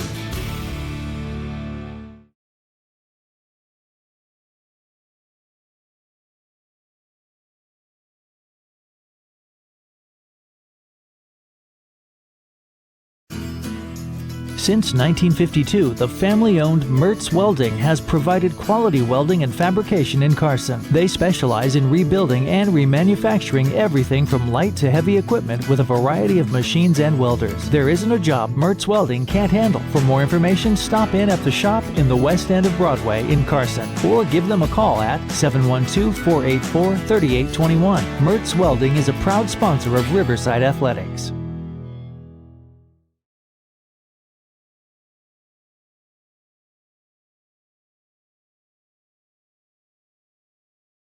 As prices increase, quality should too, right? But that's not always the case. That's why buying directly from the producer is your best shot at a quality product. S&B Feed Yard in Macedonia offers beef quarters and halves. Stock up your freezer and get high-quality, humanely raised Iowa beef from third-generation producers. S&B Feed Yard also feeds cattle. So if you're in the market, call Sheila, Bryan, or Brock Bentley at 402-690-7022 for information, or reserve your quarter or half beef today. S&B Feed Yard, custom cattle feeding in Macedonia, is a proud supporter of Riverside Athletics. Wes, right here on KSOM 96.5 FM on the Aiken Building Center halftime show, where the do-it-yourself pro shop in Atlantic, Corning, Clarinda, and Creston. And Austin, it's been a heck of a game. We kind of broke it down a little bit in the first portion of this this halftime show here at Aiken Building Center. I'm getting ahead of myself here. I'm actually enjoying this game. Yeah, half a football game. I'm definitely enjoying this game here, however. But at the same time, when you kind of look at it, we're going to kind of look at improvements here coming into the second half. What's one big improvement that you take for Riverside to bring to that second half? Honestly, it's hard to say because they've looked like a great team. It's just got to be the discipline. Too many penalties have destroyed drives for Riverside so far tonight. I mean, we talked about it earlier, that very first drive, they were in the red zone for about 7 plays, and all of them were called back for penalties. They scored twice in the end zone in that first drive, but both of them called back for penalties, and they just kept backing up. So I want to see their play calling their play calling's been great, actually. I want to see the more discipline come out, and then just maybe add a few looks, calm down a little bit in the pocket for Jepson, because, I mean, he's been there, and then he just rolls out when he doesn't need to. Stay in the pocket. Look for your open guys. Be able to read the field. Don't just lock onto one guy pre-play. Maybe look to a second option just in case, because you've been going to the same guy on a lot of these plays, and it's been into heavy defenders. And you have to look at it, too. I mean, at the same time, the penalties on Riverside, I think their first 3 drives were pretty successfully run, other than the penalties. If the penalties weren't there, they might actually be leading here in this competition. They were able to eliminate the plays, however, when you looked at the second quarter. Absolutely. Second quarter was much, much better in terms of penalties, whether it was discipline or people decide, we've been calling too much stuff on them here tonight, which I doubt that's what it is. It's definitely been the discipline for sure being fixed by Riverside. And it's been great to see that. If they continue to improve that even more, they've got a chance to come back. But the thing they need to do first, ACGC is going to get the ball to start the half. They need a big defensive stop to start this second half. And you have to take a look at the opposite side of the field of ACGC. Their first drive wasn't even a minute long before they scored a touchdown. And really, they've kind of been stopped a little bit here. We saw them punt on one drive, but at the same time, when the Chargers get the ball, it's hard to stop the storm. Yeah, absolutely. They've been fantastic so far, but one thing you've noticed, it's been the same plays over and over again. And slowly but surely, they gain less and less yards against this Riverside defense. So they've been able to adapt. They've been able to adjust as the game goes on, because we've seen that same play that ran for that 60-yard plus touchdown in under a minute for their first drive. That play has not gotten more than 5 yards, I think, since that one. So They recognize it. They know when it's coming, and it's been the same play every time. Really, Riverside's been great about forcing the Chargers to run to the outside, forcing them to those edges, and then try to pick up as many yards as they can by turning the corner and just overpowering on blocking. And now I got to ask you, what's an improvement that you look at ACGC's side of the field and go, all right, this is exactly what I want to run coming out of halftime? Looking at them, come run out, throw something different. I mean, I know I predicted the pass play earlier. I don't think they're going to come out and run a pass right off the bat. That's just not who ACGC is. I think one of the things you do, just set up a formation that maybe they haven't seen yet before. Maybe run that triple option we saw late in the second quarter here, and just set up your 3 running backs in the back and just do a little quarterback spin. Maybe try to hand it off to all 3 guys before taking it yourself, and maybe go the opposite direction. Don't use them as a lead block. Only take one of the running backs with you as a lead block. Fake a run the other way, and then take off the other side. I think that misdirection is really what's been helping them. Lean into that as much as you can here tonight.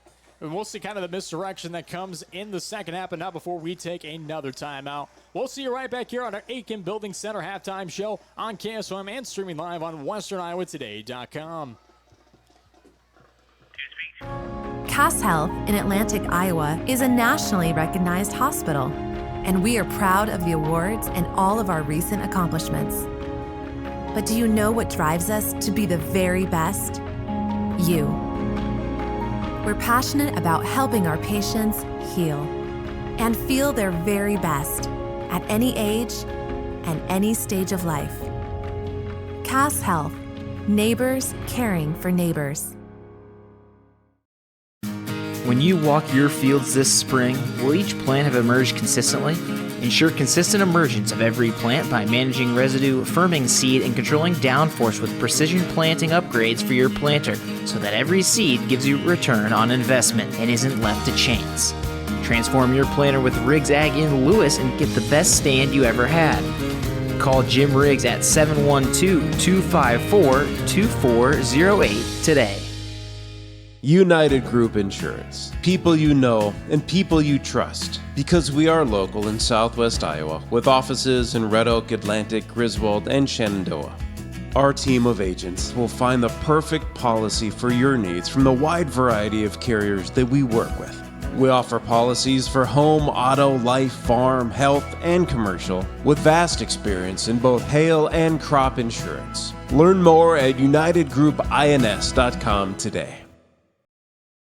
Hoist Distributing in Audubon has been partnering with Southwest Iowa farmers to provide superior service and knowledge on all their chemical, seed, and fertilizer needs. Great products made greater through Hoist Distributing's hard work and attention to detail, promoting sustainable yields and plant growth, helping agriculture do what it does best, grow. From chemical, seed, fertilizer to soil sampling, aerial application, crop scouting, and planting, as well as a premier precision planting dealer. Quality products and service you can trust. Hoist Distributing in Audubon, 712-563-3030. From start to finish, let Aiken Design Center help you with your kitchen or bathroom ideas. For new designs or remodels, Aiken Design Center will work with you or your contractor to make your dream a reality. If you're not sure what you want, stop into our showroom so our custom designers can help you find what will suit your needs as well as your budget. The Aiken Design Center staff is committed to quality design while meeting your needs. Stop into Aiken today to find out how we can help. Just playing in the dirt. That's the motto for Ryan Archibald Construction at 712-249-7973. He specializes in gravel work, dirt work, and cleanup. Dirt work includes hauling, leveling, and building pad installation. Gravel work includes hauling, installing, and regrading. Farm and home cleanup includes fence removal, CRP cleanup, down tree removal, and volunteer tree removal. Ryan Archibald Construction even installs retaining walls. Give Ryan a call at 712-249-7973. Ryan Archibald Construction. Just playing in the dirt. You're listening to KSOM Sports. And we're right back here on our Aiken Building Center halftime show where the do-it-yourself pros shop in Atlantic, Corning, Clarinda, and Creston. I'm Zach Allen standing alongside Austin West right here on our Aiken Building Center halftime show as Austin, both teams finally getting to take the field here a little bit for warm-ups coming into the second half. We mentioned a little bit of improvements that we want to see from both of these teams. I know you kind of want to see the throw by ACGC. I know it's kind of itching inside of you. Unfortunately, I don't think you're going to get it too much for the rest of the night tonight, buddy. No, absolutely not. I think they used their one pass for the night. Unless this game gets close, like if Riverside comes back, they put up 2 touchdowns and have huge defensive stops on ACGC, then we might see a pass trick play come out. But other than that, it's going to be ACGC monitoring the clock, running the ball down the Bulldogs' throats, and just trying to see if they can just march down the field the rest of the game. And at the same time, when you look at this overall, ACGC on the season has been, well, to say the least, some of the best rushers we're seeing in Southwest Iowa and even the state overall, because you look at their stats, they've rushed for 343 yards per game. When you look at that stat alone, you're like, okay, well, what are we going to expect coming into the second half? Well, you're going to expect a run. And number 2, you're going to expect some good defense. That's something we didn't talk about too much here in our Aiken Building Center halftime show, is how good this Chargers defense has been against Riverside, because we haven't seen these opportunities really created overall by the Bulldogs. Yeah, absolutely. I mean, the Bulldogs are like a totally different offense than we saw earlier this season, but ACGC is still able to defend them very, very well. There's been big chunk plays, and I think if the Bulldogs start to lean a little bit more on the pass, they might put some really good drives together and maybe use that misdirection that we saw occasionally in the first half just to get the defense off balance. But if you're Riverside, I think you're going to want to start to go throw an extra D lineman in, maybe have an extra linebacker, run maybe 1 safety, 2 DBs at most, at minimum, I should say. because you're really not worried about the pass. Maybe do a 5-man front, 2 linebackers behind him, whatever you want to do. Maybe even 5-man front, 3 linebackers back behind him, just so you can load that box, be ready for the run. And if you have enough big boys there on the front line and just plug up all those gaps, you're going to stop the run, force them to the edges, and then you have your quick DBs, safety, maybe to roll down and be able to make those plays. And we'll see kind of how it plays out here as we're going to finish our Aiken Building Center halftime show. Thank you for staying tuned right here on KSOM 96.5 FM for the Aiken Building Center halftime show, as we're able to kind of break down everything and kind of what we expect coming into this second half. And Austin, any final thoughts right here? Boy, I am ready to see this second half. That first half was fantastic. It feels like a tie ball game, 21-21. I know Riverside's down by 2 scores, but I think they can come back real quick. We'll see how they come back, as the Bulldogs will be kicking off here, as they'll be going from right to left. ACGC will be going from left to right as we finish things off here on the Aiken Building Center halftime show to jump right back into the competition right in the second half of action. A 21-7 lead here for ACGC over Riverside as this one's kicked off.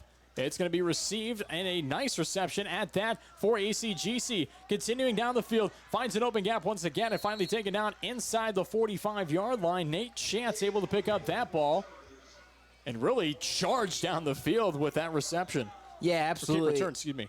I thought that one was a little bit deeper than it actually was. Chance was a lot closer. I thought it had gone way back to the back kick return, but no, Chance had it and just kind of cut across the entire kicking team. He had blocks here and there, but he had enough speed. The guys that made it through just kept coming out behind him, but then those guys on the far side were able to close the gap on him.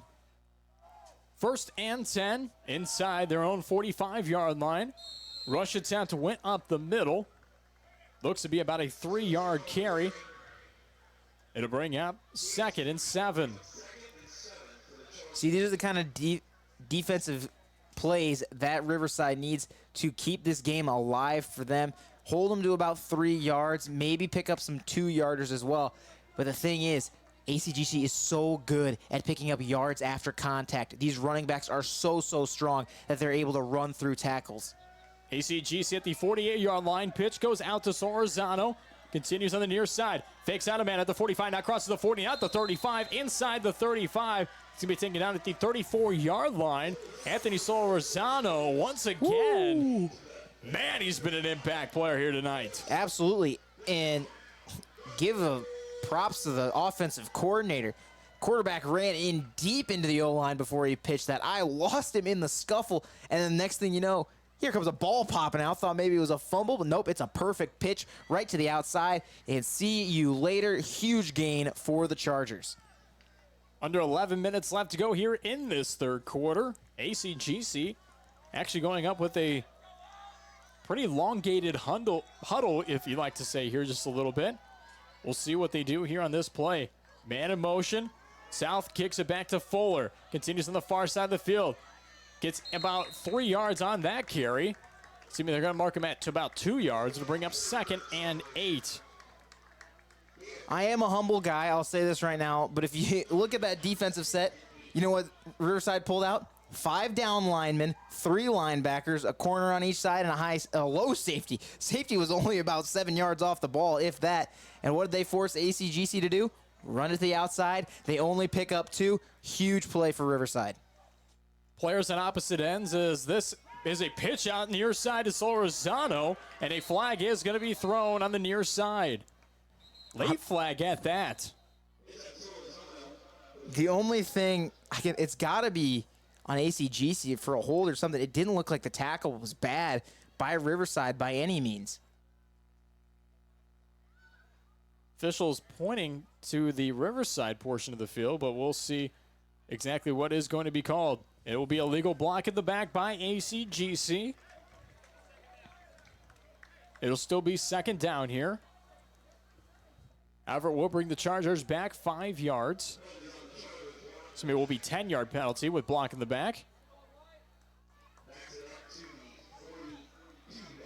As it'll be 2nd and 19.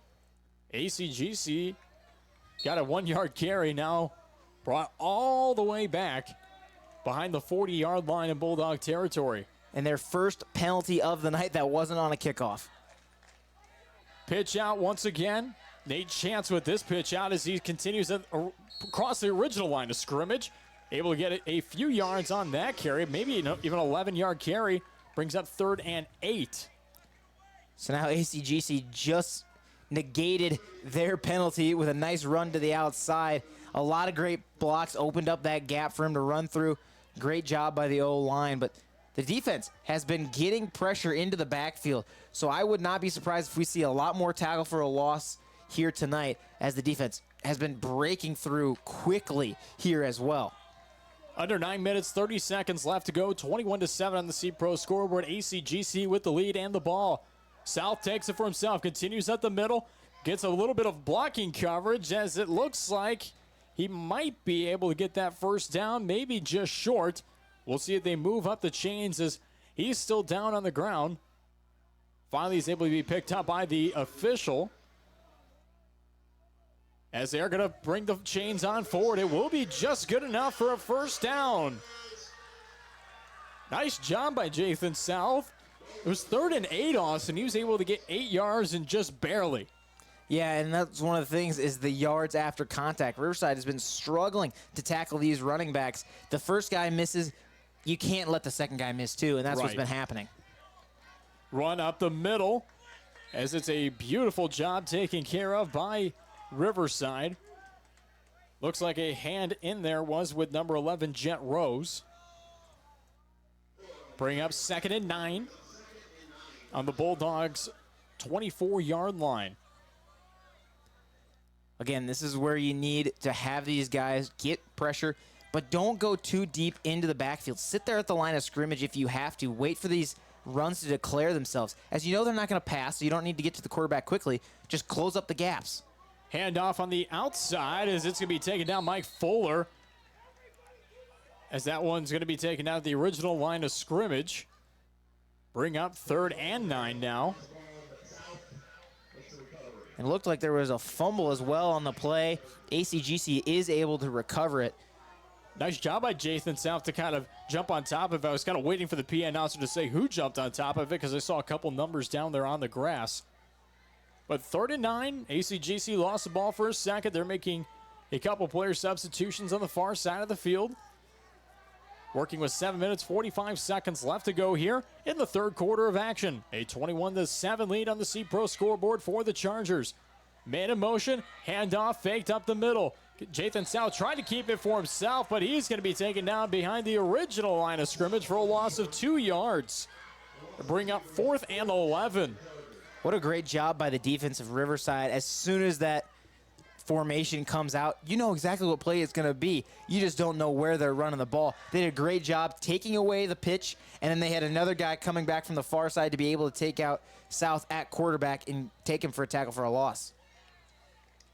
4th and 10. We'll see what ACGC does here with this ball. Looks like they are going to go for it. 3 men standing by the quarterback of South. Fakes a handoff, looks back, takes a throw. It's going to be incomplete. Nice job by Riverside on that play to be able to stop the Chargers on the rush, but 2 flags are out on the field.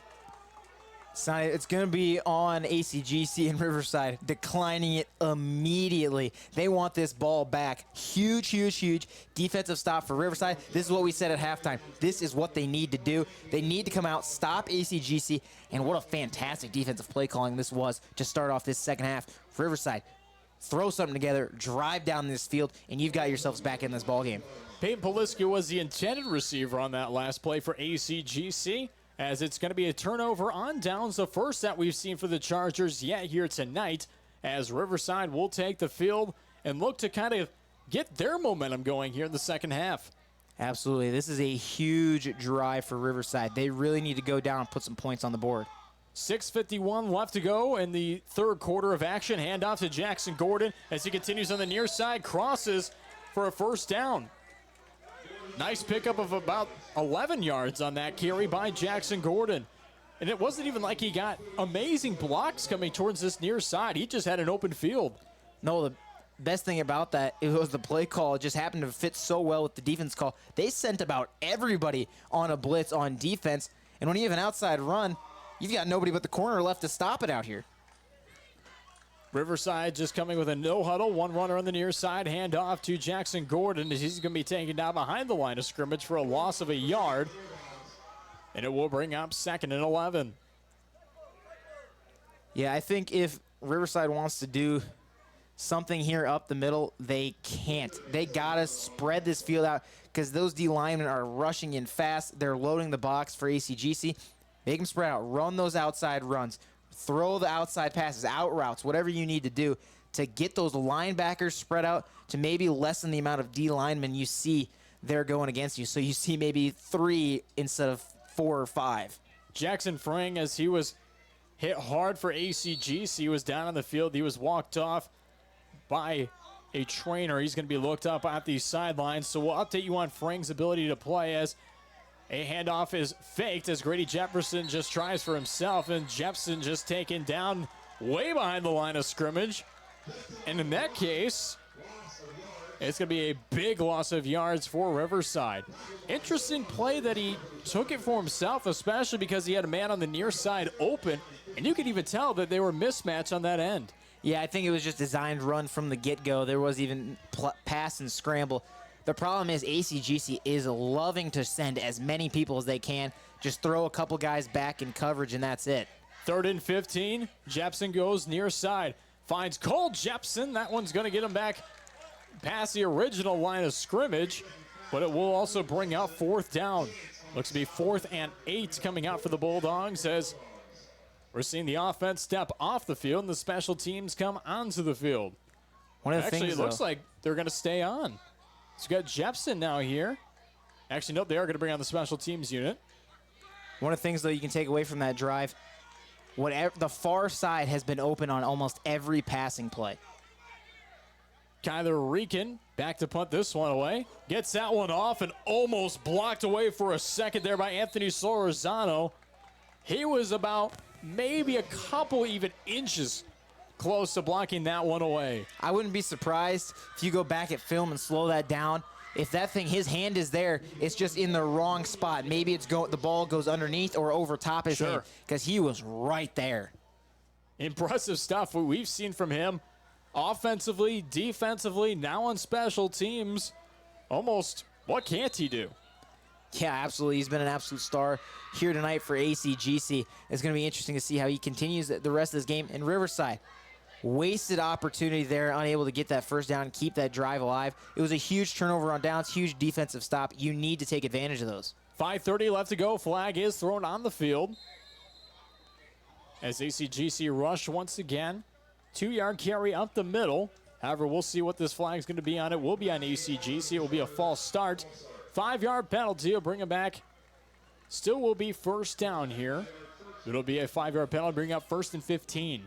We talked about ACGC giving up a 12-point lead in the 4th quarter last week, and they've already gotten 2 penalties this half, had 0 last half. So it's going to be super important to see if their discipline stays in here, especially as this should be really a tie game. This is not as much of a 14-point lead as viewers may think it is.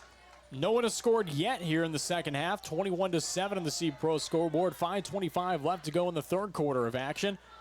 Rush once again up the middle. And taken down almost immediately are the Chargers. Maybe about a 2-yard carry for Jathan South. Bring up 2nd and long. I'm loving this eye discipline from these Bulldogs on defense. They watch that first guy go by, and if they don't see the ball, they're able to shed him as a block and be right there for the quarterback, South, following right behind him, and they tackle him for no gain. It's been fantastic adjustments by the Riverside defense. I thought for a second he might have gotten a couple yards in, but not able to as there's no gain. Receivers on opposite ends. South pitches it out, and somehow containing that ball is Nate Chances. He ran in a motion, Austin. You could see him on the near side, ran behind South to try with that pitch out on the far side. Doesn't work out in their favor. No, it's kind of that same thing we see. They go the tight formation. They send a guy in motion behind the backfield. This time the running back off to the side rather than directly behind an I formation. They send the fake run up the middle and try to do a pitch on the outside. Pitch just behind the running back there, unable to gain anything. It's actually, I believe, a loss of 1. Brings up 3rd and 15. 4:05 left to go here in this third quarter of action. ACGC on their own 23-yard line. Man in motion once again. South with the pitch out goes to Chance. On the near side, it crosses the 30. Now taken down at the 35-yard line. What a nice job by ACGC. Pulling up the marker a little bit, but not enough for a first down just yet. This is going to bring out 4th, and it looks to be about 3. I'm very surprised that ACGC doesn't want to go for this. I think they're going to go with the smart move here. Make Riverside try to come back into it. And not only that, see how much time Riverside can take off the clock, because the Bulldogs take quite some time on their drives here. Just 3:18 left to go here in the third quarter as this game has continued to just fly by in the third quarter of action. Punt is up by Mike Fuller, received by Jackson Gordon for Riverside. However, he's going to be taken down almost immediately by ACGC, and what a play it was on the defensive end by Tegan Slayball. Zach Forsyth for the Bulldogs came through unblocked. I think he was scared that he came unblocked. He thought he might have been getting blindside because he pulls up quick before he gets to that shield on the punt. He could have probably had a block and just ran through. They weren't paying him any attention. There was practically no attention paid to him whatsoever, but hey, at the same time, they were able to do something with it on ACGC's side, and at the same time, Riverside was able to at least get across their own 40-yard line. They'll start at their own 42. 1st and 10 for the Bulldogs after a failed first drive, and it kind of brought them back into their own element that we saw in the first couple drives. We'll see if they can get back to about that 4th drive they had in the first half. Grady Jepson makes a handoff to Jackson Gordon, spins in the middle, taken down about a 5, maybe 6-yard carry. So going to bring up second and 4. And a nice run. I like that they put trips tight over on that far side and then pulled them all on routes coming across, scraping on the linebackers, opens up the gap even just a little bit, even if they're not blocking, but it pulls the linebackers off balance, out of the hole just enough to get a nice 6-yard gain. Receivers on opposite ends. It's going to bring up 2nd and 5 after the initial 5-yard gain. Grady Jepson just with a screen pass on the outside, and that one's going to be whistled incomplete. You can even see head coach Cody Mathewson on the opposite side of the field, Austin. He was telling his players to pick up that ball because there was no whistle thrown initially as the ball hit the ground. No, you're taught as a defensive player, even if you hear a whistle, do not risk letting that ball sit there. Grab it and go until someone forces you to stop or there is repetitive whistles clearly telling you that it is down, because we've seen plenty of plays. They miscall it. Oh, that's actually a fumble, and you return it for a touchdown. Well, now you've got a touchdown, and no one was going to stop you because they thought it was dead. 2 receivers on the far side. Grady Jepson pulls back, is under pressure. Near side makes a throw. That one is going to be called a catch. Somehow, some way, able to haul that one in for Riverside is Davis Brayman, as he's able to kind of just tuck it underneath. Somehow able to pull that one in with the low pass by Grady Jepson. I'll give Riverside the benefit of the doubt. They are lucky a ref was not closer to that catch, as it looked like maybe it could have came between his forearms onto the ground. But again, he lands on it. There's not much room to see, especially when you got to run through coaches and look through them to see if he caught it. 1st and 10 on their own 45-yard, the ACGC 45-yard line as this rushes up the middle for about a 6-yard carry. Bring up 2nd and 4 for Riverside. And a good rush by that end as well. Again, this one's been great for Riverside. They've picked up a decent amount of yards on first down. It makes 2nd and 3rd down that much more manageable. You can really open up the playbook. Hit an out route, hit a quick outside run, a pitch play, whatever you want. You've got so much room to work with, and you're so close to the first down. 3 receivers on the far side. Grady Jepson's going to take it up the middle for himself. He's got a first down and then some. Flag is thrown on the field. He continues on the far side of the field all the way to the end zone. It's going to be a touchdown as if it stands. We'll see what the call in the field is going to be. I don't know, the flag was thrown around a lineman of Riverside, but it didn't look like he was holding. He kind of pushed him off and got him out of the way. It looked clean from up here. it'll be surprising to see how they call this one. Officials currently talking things over. Only one official actually throwing the flag out on the field. I think it's going to end up being on Riverside just the way these refs are aligned. It will be a holding penalty on the Bulldogs. Man, once you get all the way like that for Grady Jepson, get a holding penalty called, made it all the way to the end zone for your own touchdown, and brought right back, even behind the original line of scrimmage. I would like to know who was called for a holding on that play, because it looked clean blocks all the way around for me from up here. Not sure I love that call by the refs, but they have been a little happy with the laundry here tonight, so it doesn't surprise me in the least. It's unfortunate that now 3 touchdowns for Riverside have been called back. Maybe a little bit of unnecessary roughness. Maybe nothing's going to be called, however. Number 72, Peyton Jacoby, get a little bit handsy there with Riverside. I think a flag should have been thrown on that one. With what they've been calling so far tonight, absolutely. I mean, tackles him late, the ball clearly comes out. There's 2 seconds before he tackles him to the ground, and then throws his legs around on the ground before getting up and pushing himself off the Riverside player. I'm very surprised that Riverside does not get that call. Again, it's really unfortunate for Riverside. The whistles have not been going their way tonight, and it's got to be upsetting for Bulldog fans. 51 seconds marked off here late in the third quarter. 3rd and 11. Jackson Gordon tries with a rush up the middle, but Peyton Jacoby stepping in there and taking Gordon down to the ground. It's 3rd and 11. Why are we calling a run play up the middle? You've got to get guys open. Run your pass plays that have been open most of the night. Something to get this defense off guard. And now it's 4th and 11. If maybe you pick up some yards on a short little play on 3rd, you got a 4th and much more manageable, and maybe you can try to pick up that first down. And because if you don't get this, ACGC is in a much better position than they would be if you would have picked up some yards on 3rd down. Riverside's going to have to take the snap as the play clock and game clock are about 4 seconds apart. Play clock down to 2 as this one's a high snap. Able to be picked up, gets the punt off, and somehow a beautiful punt offered out for Riverside as that one somehow, someway, was able to get off in just the nick of time by Kyler Reekin, and that will end the third quarter of play. Scoreless in the third quarter, however, 21-7 lead for ACGC after their point totals in the first half. We'll see you right back here on KSOM and streaming live on WesternIowaToday.com. What's it mean to be in good hands? It means you get an expert agent who's in it for the long haul. We'll get to know you and be there for you as your coverage needs change. I'm Craig Hummel at Hummel Insurance Services, and we work with Allstate Insurance.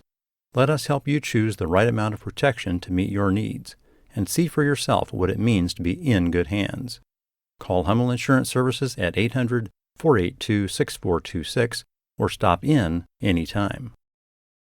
If authentic Mexican food is what you're craving, then come on into Rancho Grande in Atlantic. We're more than just tacos and margaritas, but we do make the best of both. We have appetizers, beef, chicken, seafood dishes, and desserts. Mixed drinks, wine, imported and domestic beers are on the menu too. Dine in or relax on the patio with family, friends, date night, or a quick stop before or after the game. Open 7 days a week. You'll be able to fill in your cravings of authentic Mexican food at Rancho Grande in Atlantic. Live on KSOM 96.5 and streaming live on WesternIowaToday.com. You're listening to KSOM Sports. We're back live here at ACGC High School. I'm Zach Cowan sitting alongside Austin West. Remind that this broadcast is brought to you by 2nd Street Auto. Tow it, know it before you blow it. 2nd Street Auto in Atlantic and Stein Seed. Stein has yield. Contact Darren Petty, your local Stein representative. ACGC back with the possession here as they make another handoff on the far side of the field to start the fourth quarter of action. If you're just joining us here, it's a 21-7 lead for ACGC over Riverside of the C-Pro scoreboard. And Austin, Riverside just hasn't looked the same, to say the least, here in the second half. No, we saw this similar thing against AHSTW earlier in the week. The play calling just confusing to us up here in the booth. 3rd and long, and you're calling a run with your quarterback right off your guard. Why are you doing an inside run on 3rd and long? Throw the pass. They've been open all night. Use it. Lean on it. Handoff once again coming on the near side. Getting a big hit is Nate Chance as he almost took down the linebacker himself. Eventually being tackled on the opposite end by Jackson Gordon. Brings up 3rd and 1 for ACGC. And you know what? I'm gonna expect this next play probably to be a rush. Yeah, absolutely for ACGC. 3rd and short, it's a good time to actually run an inside run on a 3rd down. But something I think maybe Riverside can implement, start sending some blitzes. I think maybe you send a blitzer on the outside. It may blow up your run, but unfortunately, a blitz may hurt you in this situation. Handoff once again goes to Anthony Sorozano as he's able to get a 1st down and then some. Gets about a 6-yard, maybe even a 5-yard gain. That's going to put up the chains as there is an injured player for Riverside on the field. He's going to try to get up here. It's going to be number 62, Keaton Reekin, as he is down, and Riverside's still staying on the field. Trainer is out on the field, and we're going to take a quick break. We'll be right back with you here on KSOM and streaming live on westerniowatoday.com. Where will you? At 2nd Street Auto, it's our mission to get you back on the road fast. And it all starts with free local towing. Once you're back at the shop, we talk you through your car repair with a free and fair estimate. We do everything in-house so you know who's working on your car. Our Hercules tires come with free road hazard repair, free rotation for the life of the tires, and a free alignment check. And nobody can beat our transmission rebuild and repair experts. Brakes, tune-ups, oil changes, preventative maintenance, and service work make 2nd Street your first stop.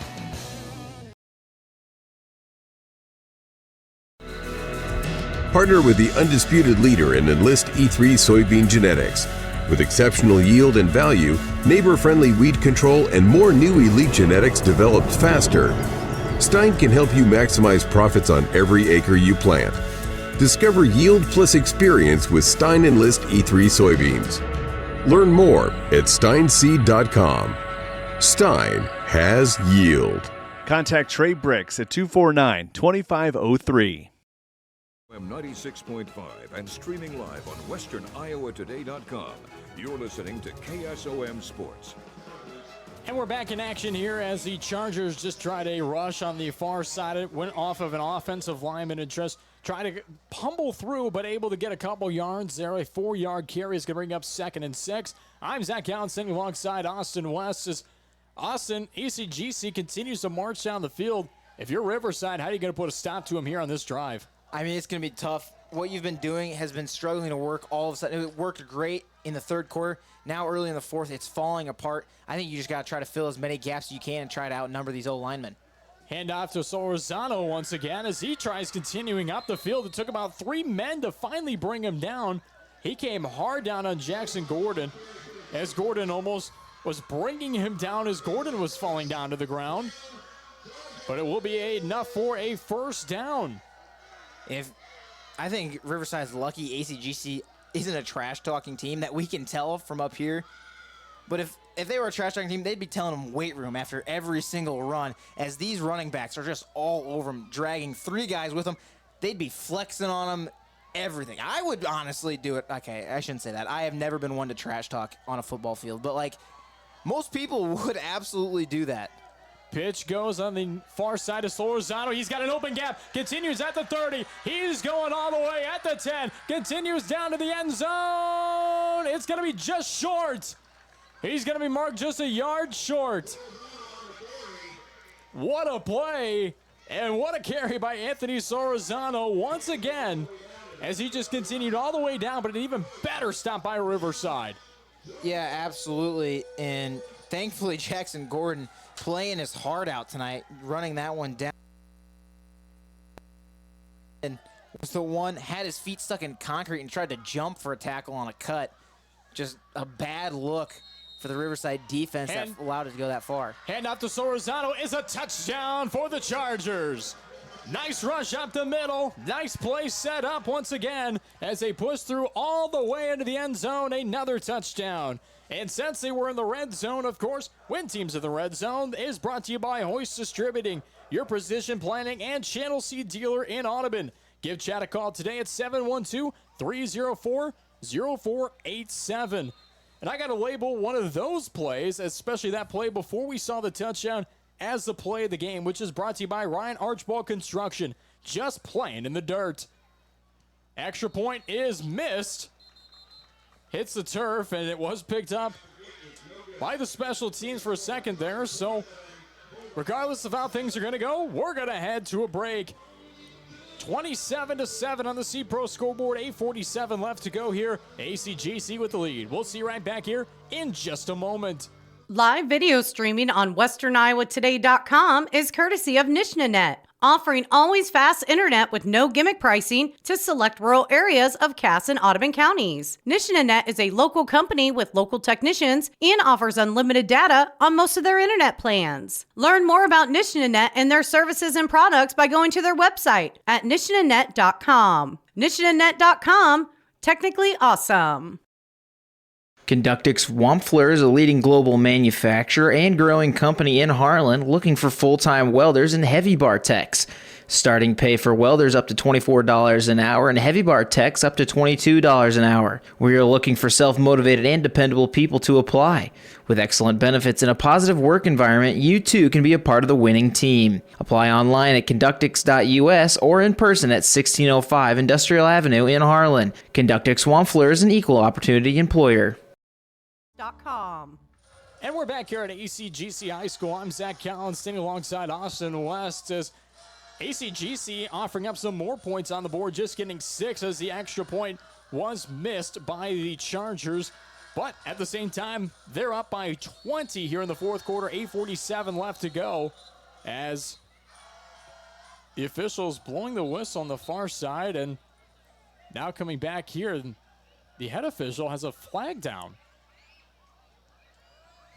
I am beyond interested to see, Austin, what's going to happen here as he's going to pick that one up. But it looks like... Waves it off. Thanks for that. We're going to get back into action here. Kickoff for the Chargers. This one's going to go deep. It's going to be picked up by the Bulldogs as he touches into the turf for Jackson Gordon. However, that is going to mark him down as his knee was down. Reminding you that this broadcast is going to be brought to you by Principal Financial Group. Principal Financial Group, Mark Smith and Aaron Friend, as well as Ziegler. Top-notch agriculture and construction equipment in Atlantic. And Austin, I mean, I got to say, I haven't seen anything like that on a kickoff before. The flag or the return? Both, actually, to put it in that stance.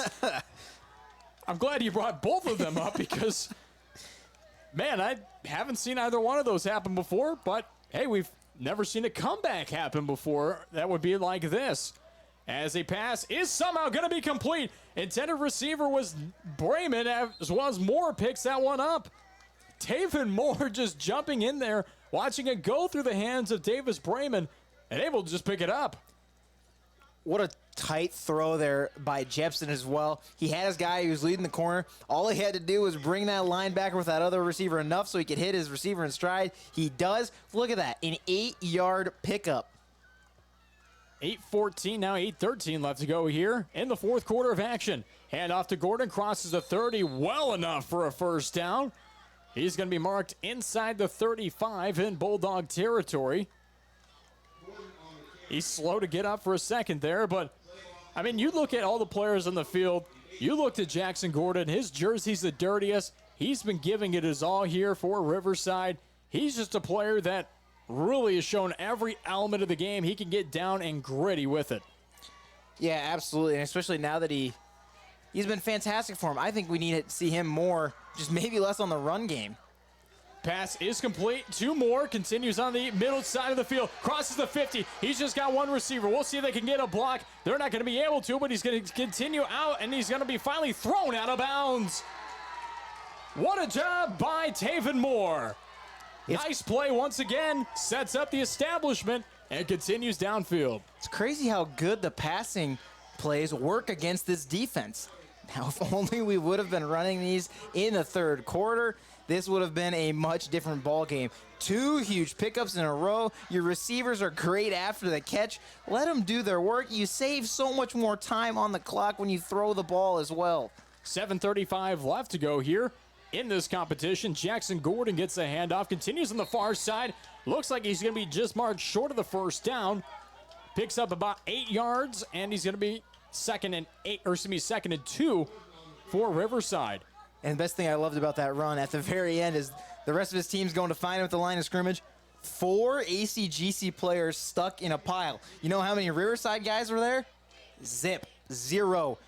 One, maybe a couple old linemen put them there, but the rest of it was the running back moving them out of their shoes, collapsing them on top of each other, and breaks 3 tackles to move up by 8. 2 men in motion, now move to the far side. Fakes the handoff. Gordon takes it for himself. Up the middle, trying to go down as that one's going to be finally taken down as he's inside the 10. And with teams in the red zone, that, of course, is brought to you by Hoist Distributing, your precision planning and channel seed dealer in Audubon. Going to be first and goal now for Riverside. They're continuing to march down the field. This is the creativity that we were kind of looking for, Austin, overall, as, well, unfortunately, we haven't seen it up until this drive in the second half. Yeah, I mean, these pass plays have been fantastic. They have the opportunity to get them open because ACGC just plays the run. They don't expect teams to pass on them. And they really haven't expected Riverside to pass on them tonight, and that's why it's worked so well. Fakes the handoff to Gordon, pitches it, and that one's going to be incomplete. Intended receiver was Taven Moore in the end zone. Wasn't able to do anything with it. It'll bring up second and goal. No, great coverage by ACGC. And they know which guy they're throwing to. Usually when it comes down to it, it's Taven Moore. So if they're going to look to cover one guy the best, it's him.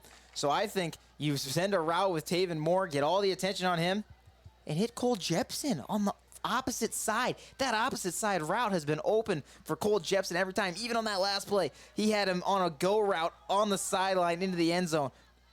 Jepson is on the near side.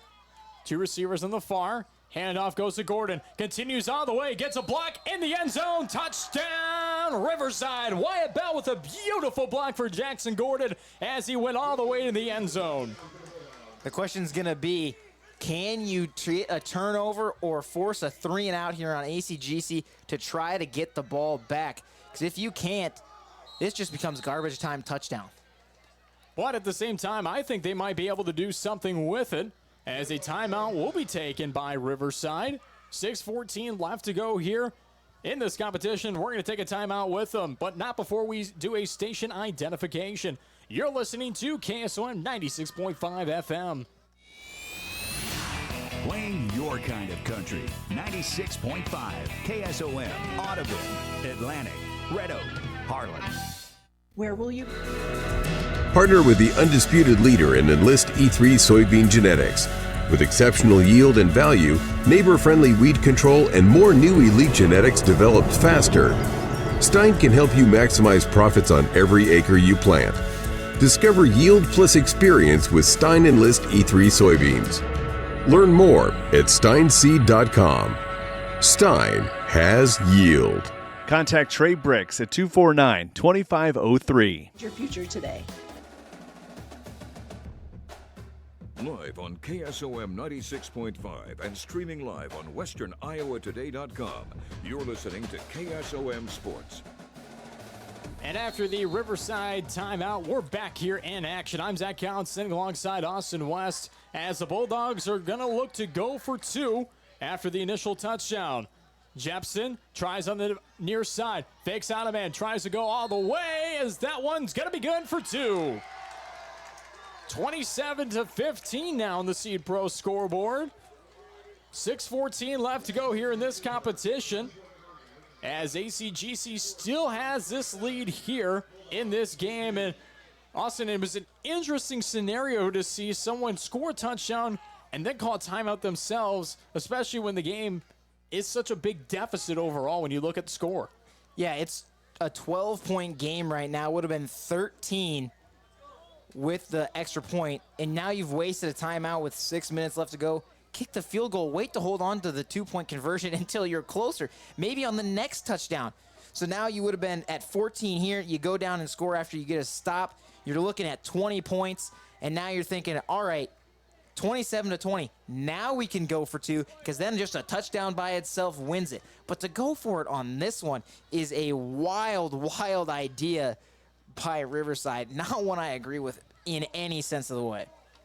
They're within 12, so if you want to put it in that standpoint, but at the same time, they were within 13, still a 2-score game regardless. As this kickoff is just going to be an onside, picked up by ACGC at the top of the line. Nice job by them, able to pick that one up and just have a midfield spot now for Braxton Schneider as he was able to just collapse his entire body down on it. That one I'm torn 50-50 on calling an onside kick, because I feel like onside kick, yeah, give yourself a chance. It was just kicked a little too hard for your players to go down and get it. But also I feel like kick it deep so that you can get your defensive stop and get better field position instead of giving them it at the 50-yard line. Handoff once again to Sorzano as he continues up the middle. Finally takes about 4 guys to take him down. Initial tackle was made for Riverside by number 1 on that play, Jepson, as he was able to bring him down. But he'll still bring up about 2nd and 4. See, this is why I don't like giving them the ball at this time, because now they're going to they've got way less time to drive, and they are driving on your defense right now. If you back them up all the way, maybe you waste more time, but you've got a better chance of stopping them with better field position. If not, force them to punt because they're on their own side of the 50. You just really want to see something happen in a deep kick, don't you? Yeah. 2nd down, hand out to Sorzano. He's just going to be short of the 1st down to bring up 3rd and 1 after the initial 3-yard carry. Nice bounce cut there, jump it back inside, but again, still tackled for a gain, but it's still short of the line to gain. If I'm Riverside, send everybody. And at the same time, if you're ACGC, wait for them to send in everybody, run a fake runner in the middle, sweep it on the outside. Yeah, we could see that pitch play that we've seen so many times because maybe they're expecting you to send everybody. But maybe you got to... It's one of those things, do you send everybody up the middle or do you send everybody, including some guys on the outside, watching those running backs? Each of your outside linebackers or your corners watch those running backs. Handoff up the middle is going to be successful for ACGC. So they don't listen to either Austin or myself as Mike Fuller runs right through the middle, gains a big 1st down, and they're just going to watch the clock continue to wind down here, Austin. Under 4:40 left to go in this competition. A 12-point lead on the C-Pro scoreboard for ACGC. If I'm the Chargers, just keep doing what you've been doing best. Running the ball down the field, continuing to see how it goes, and continuing to wait till that play clock gets towards the 1 to 2 mark and take the snap and go. Yeah, I think after this point, I don't think Riverside touches the ball again for the rest of the quarter. Unless a big play jumps and ACGC goes down and scores, but ACGC is just going to drive on them and run this clock out. Handoff once again to Mike Fuller as he continues on the far side, taken down. About a 3-yard carry. Actually only able about 4 yards to bring up 2nd and 6. Yeah, it's just yards after contact. This Riverside team has struggled to tackle these running backs all night. They've been arm tackles. They haven't followed them up. They haven't been able to tackle them at first contact unless there are 2 or 3 guys there to meet them at once. Otherwise, it's break a tackle, drag a guy, break a tackle, juke a guy. It's been make the first guy miss every single time. Handoff up the middle for ACGC. About a 2-yard carry will bring up 3rd and 4. Handoff and carry once by Michael Fuller. Actually, they're going to mark it as a loss. I thought he picked up a couple yards. He actually lost a couple yards. I did too, but this is a huge down for Riverside. If you hold them to less than a 2-yard gain, this could mean you get the ball back. Still, the clock continues to wind down as we're under 3 minutes. 3rd down and 6. Timeout is going to be taken by ACGC. We'll take it with them. 27-15 on the C-Pro scoreboard. Chargers with the lead. We'll see you right back here in just a moment. just playing in the dirt. That's the motto for Ryan Archibald Construction at 712-249-7973. He specializes in gravel work, dirt work, and cleanup. Dirt work includes hauling, leveling, and building pad installation. Gravel work includes hauling, installing, and regrading. Farm and home cleanup includes fence removal, CRP cleanup, down tree removal, and volunteer tree removal. Ryan Archibald Construction even installs retaining walls. Give Ryan a call at 712-249-7973. Ryan Archibald Construction, just playing in the dirt. Live on KSOM 96.5 and streaming live on westerniowatoday.com. You're listening to KSOM Sports. We're back here in this district matchup between ACGC and Riverside. I'm Zach Count sitting alongside Austin West. Reminding you that this broadcast is brought to you by Iowa Western Community College in Atlantic. BU at Iowa Western. ACGC just took a timeout as they're now 3rd and 6 in Bulldog territory. Handoff once again goes to Solorzano, but he's not able to pick up the first down. He's looks to be about just 2 yards short. Huge ankle tackle there by Riverside. I couldn't see what number it was as there was too many yellow jerseys in the area. But they'll count him for even less. I thought he was 2 yards shy. He's 3, almost 4 yards shy. Interesting spot, but regardless of that, ACGC doesn't earn the first down. We've seen a couple of interesting spots in this just last couple plays. We think it looks like a lot farther of a gain, and then it turns out it was a loss, tackle at the line of scrimmage, and it's like, man, we really felt like he went a couple of yards. But hey, at the same time, they've got the little bit better field positioning than we do on every drive.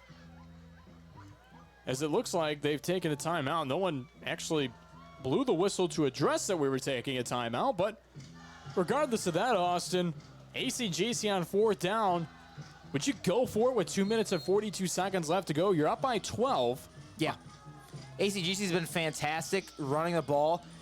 I mean, most of their runs have gotten 3-4 yards anyways. Risk it. I mean, they're in good position. Your defense has been great. Besides on one long pass play, which you know they're going to break out on you again if you haven't realized that. So go for it. Why not? What do you have to lose? It's 2:42 left to go. Easy call. 4th and 4. ACGC taking it once again. Solorzano is going to get the first down. That's going to bring the chains on forward, and that might be everything here for Riverside, Austin. Yeah, and like you talked with Coach Mathewson earlier this week, and he said there's no ball up for grabs if it's not in the air. And so keeping it on the ground, the chances of a turnover are slim. And I will say, especially if you give it to the running back for ACGC, where's he at? Michael Fuller, yep. He is a man after my own heart. When he runs the ball, he just both arms over top of it, lowers his shoulders, and just runs forward. None of the fancy stuff, carrot on the side, no Michael Vick on the side, just both arms over top and bull rush forward. Jathan South just took it for himself. Maybe he got a yard on that, or maybe he's just taken down at the line of scrimmage. It looks like they're actually going to give him 2 yards. It'll bring up 2nd and 8. A man at your heart, you say, huh? Absolutely. I mean, that was my thing. When you run the ball, easiest way to keep it safe, one arm underneath, one over top, keep it in tight to your chest, and just hunker down and run forward. And that's the way to keep it safe. You get yards. He's a big dude. You just got to have guys bounce off you. You don't want to risk anybody ripping at that ball. And when you've got muscle like him, I mean, that's about the best way to do it. Minute 30 left to go. ACGC with another rush on the near side, taken down at the 20-yard line. Everybody kind of lost there on where the ball was at. I saw multiple ACGC Chargers get tackled, and it would happen to be a run on the outside. And once again, I feel like they're picking up a lot more yards. I thought it was 3rd and 3. It's 3rd and 5, if not 6. It'll bring up 3rd and 5, as you mentioned, under a minute left to go. But even then, it looks like ACGC is going to be taking things off here as 50 seconds under left to go in this competition. 27-15, ACGC lead on the C-Pro scoreboard. As a timeout will be taken by the Chargers. We'll take it with them. We'll be right back here on KSOM and streaming live on westerniowatoday.com. For farm supply. United Group Insurance. People you know and people you trust. Because we are local in Southwest Iowa with offices in Red Oak, Atlantic, Griswold, and Shenandoah. Our team of agents will find the perfect policy for your needs from the wide variety of carriers that we work with. We offer policies for home, auto, life, farm, health, and commercial with vast experience in both hail and crop insurance. Learn more at unitedgroupins.com today.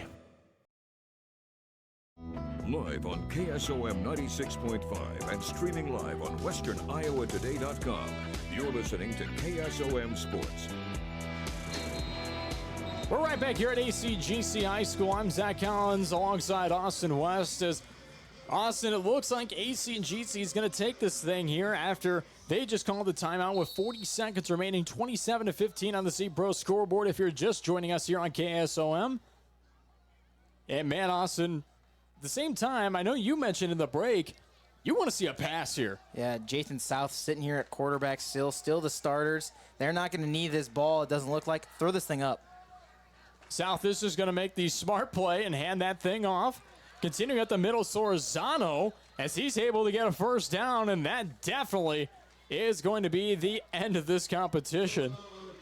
You're amazed that it worked out so well, but he almost scored a touchdown. At the same time, that's exactly what I was just going to say. He was going to go all the way down and score a touchdown if the good tackle didn't happen on the near side. Clock continues to go down. Game clock and play clock are separated by maybe even just half a second. As the play clock is actually just a half a second behind, so they can just wait and let this thing go all the way down to the end. Yeah, and a tough go-around for Riverside as they looked great second quarter. That was probably their best quarter of play all night long, and then just halftime, we thought they'd adjust, have a great defensive drive to start out the half, and then just collapse afterwards. It's the Riverside we saw against AHSTW earlier this season. We thought they had changed, and then the second half came, and it seems like they were the same team we saw earlier. But regardless of that, we see ACGC stay undefeated here, Austin, as they win 27-15 as we look back at the C-Pro scoreboard. Bulldogs will now be 1-4 on the season. Chargers now 5-0, and that'll definitely move them up in the state rankings overall. We're going to take a quick break before we break things down in our KSOM postgame show.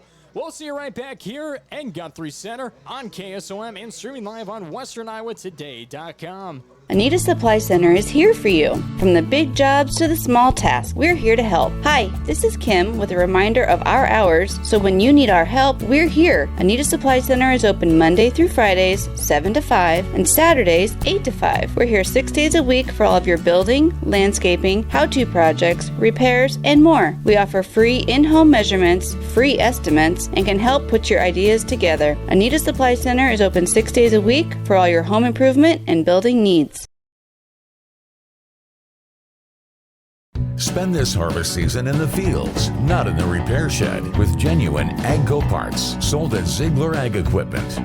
When every second matters, eliminate downtime by running with OEM, rigorously tested, genuine AGCO parts made with superior quality materials. Skip the breakdowns this harvest and run full out. Stop in today to Ziegler Ag Equipment in Atlantic to get your genuine AGCO parts. Thinking about what you want to do in retirement can be fun, and planning for it doesn't have to be difficult. According to Money Guide Incorporated, only 3 out of 10 Americans have a financial plan, and 1/3 report they have no retirement savings. Financial planning is not just all about assets, investments, and net worth. It's about identifying your financial goals. Hi, I'm Erin Friend, a certified financial planner and registered investment advisor. We help you create a customized financial plan based on your expectations, financial situation, and goals. Please contact Mark Smith or me at 243-2466. Member SIPC. Live on KSOM 96.5 and streaming live on westerniowatoday.com. You're listening to KSOM Sports. And welcome right back here to Guthrie Center at ACGC High School. I'm Zach Collins standing alongside Austin West. Welcome right here to our KSOM football post-game show as it's a 27-15 victory for ACGC over Riverside. And Austin, I mean, really the third quarter, keeping both these teams scoreless. I honestly thought at one point Riverside might have a chance. Yeah, absolutely. We just didn't see what they wanted to break out that we wanted them to do to be able to put points on the board. We saw them do it early in the fourth quarter. But that third quarter, they started off strong, huge defensive stop in the Chargers' territory, and then just unable to capitalize off it. They went 3 and out almost, maybe picked up 1 first down if I remember correctly, but then were just struggling and kept shooting themselves in the foot with the penalties. We saw it really early on in the first quarter, and then it came back to bite them again in the third. And again, they had those pass plays open that they just didn't take advantage of. I don't know if they don't trust their quarterback to be able to make those plays or make those reads, but it's something needs to change, and they need to be able to rely on that pass a little bit more when they get down big. And at the same time, when they relied on the pass, it was successful. Yes, I mean, there's a couple of the earlier drives, I'd say drives 1 and 2, they were creative on their plays, but at the same time, it wasn't going in success in their favor. But I don't think it was the passing itself. It was just the penalties that held them back in the first 2 drives. If they kept up doing that, not the penalties, of course, but kept up the passing game, I think it could have been successful. We might have seen a different score. Absolutely. They had 3 touchdowns called back by penalties, 2 on the very first drive of the game when they were in the red zone for 6 or 7 plays, had 5 penalties called on them just in that time frame in the red zone. And then they had the long one pulled back. I believe it was a block in the back is what it ended up being on the long run by the quarterback for Riverside. Just a great play, nullified by penalties, and we saw that all night long for them. And Austin, let's kind of break down both of these teams, starting with the ACGC Chargers, especially on their offensive end. Mike Fuller was a player who you even said had your heart. I mean, he was a player that really just was a huge impact in this competition here tonight, as well as, I mean, one of my players that I actually like was Nate Chance. He didn't get the ball too much in the rushing game, but he's able to make a big impact for ACGC here. But really, the biggest player of them all is Anthony Sororzano, as he was not only great defensively, he was great on special teams, and he was great on the offensive end. I mean, they relied on him on almost every single carry here in this competition.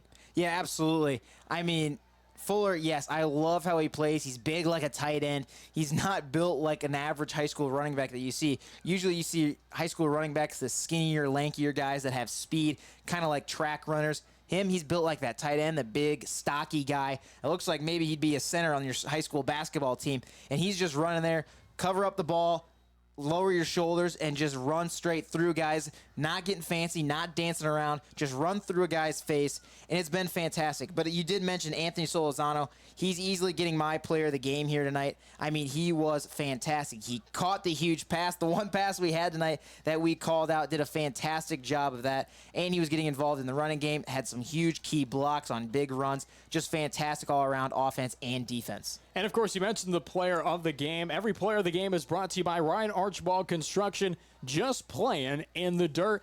And you know what? Usually I go kind of an opposite of you to trying to give it a little bit of a different perspective, and I'm going to do the same here tonight as well. I'm going to go with Jathan South, the quarterback here. I think that he was good in picking up the little rushes, and I like the little game at times because you see the little game, you see the clock dwindle down a little bit, and we saw him just take over and be a leader on the field. And to me, that was a big impact for ACGC. But we can't even forget to bring up the Riverside Bulldogs because we actually saw Grady Jepson, and I thought we saw him at his best here tonight. Yeah, absolutely. Way better than we saw him in week 2. He was making some great throws. When he did pass, fitting some tight windows, which looked fantastic. Again, and when he got to run the ball, which I think they relied on a little too much in using him instead of the running backs or maybe even wide receivers in motions. Didn't love that for Riverside here tonight, but he did fantastic all around. He was really the heart and soul of this team on offense, really trying to keep him in this game. And I mean, he tried his hardest, but again, when you're by yourself, sometimes a quarterback can't do everything. And Taven Moore, another player that we definitely have to mention here, is he was able to not only bring him downfield on multiple big plays, but make some tight catches and make some catches that many you'd see on SportsCenter Top 10. Yeah, absolutely. I mean, he got himself open. He made some nice reaching grabs. We saw a couple of low catches as well by him. And so it was great to see him get involved. But after those first couple highlight catches that he had, ACGC decided, all right, we know which guy we're going to cover. We're going to cover him, which left the other brother for Riverside wide open. Of Cole Jepson in that competition, yeah. And he was on the far side, and they just never looked his way.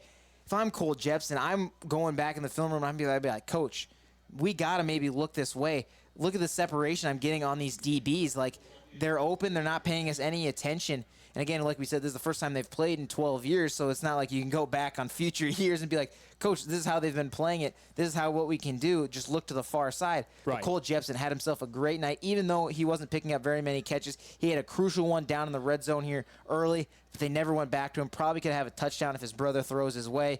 But I thought he had some fantastic routes on the night. It was great watching him just on the far side, even if he wasn't getting some looks. And he had some nice blocks, even though no one was running to him. He was getting physical over there on the far side, which you love to see from your wide receivers. And Austin, I mean, any final thoughts right here on our KSOM post-game show for either one of these teams? Riverside is a better team than their record shows. Sometimes they just got to put everything together. It seems like they have 1 or 2 quarters that are fantastic, 1 or 2 drives maybe that are really good, and then the rest of the game is just not good. It's just bad sometimes. We've got the good, the bad, and the ugly basically for the Riverside offense all night long, and we've seen it now in 2 separate games that we've come to call. And ACGC, I look forward to seeing them maybe come this postseason, but I think they got it. I hope they're practicing passing plays at practice, because if a team learns how to shut down their run, because their plays are all very, very similar, if you can find one defensive scheme that shuts down everything in that one formation, ACGC is going to be in for a rough night. I hope they practice the pass and other run combinations. We'll see what happens, Austin, but ACGC still undefeated. They're 5-0. I think they're going to move up overall in their rankings. They're ranked number 10 in Class A. I think they move up, still in the bottom 5, but I think they can near the top 10 if they continue on the season to play like they are right now. Absolutely. We got to watch those rankings. I think these Chargers are going to be a team to watch for the rest of the season. That first loss, if it comes anytime in the regular season, I think it's got a close one. It's not going to be a blowout by any means. Maybe just some miscues that cause them to lose it. And at the same time, you have to look at the Chargers' next opponent of ICAM Manning, a team that Riverside lost to by just 1.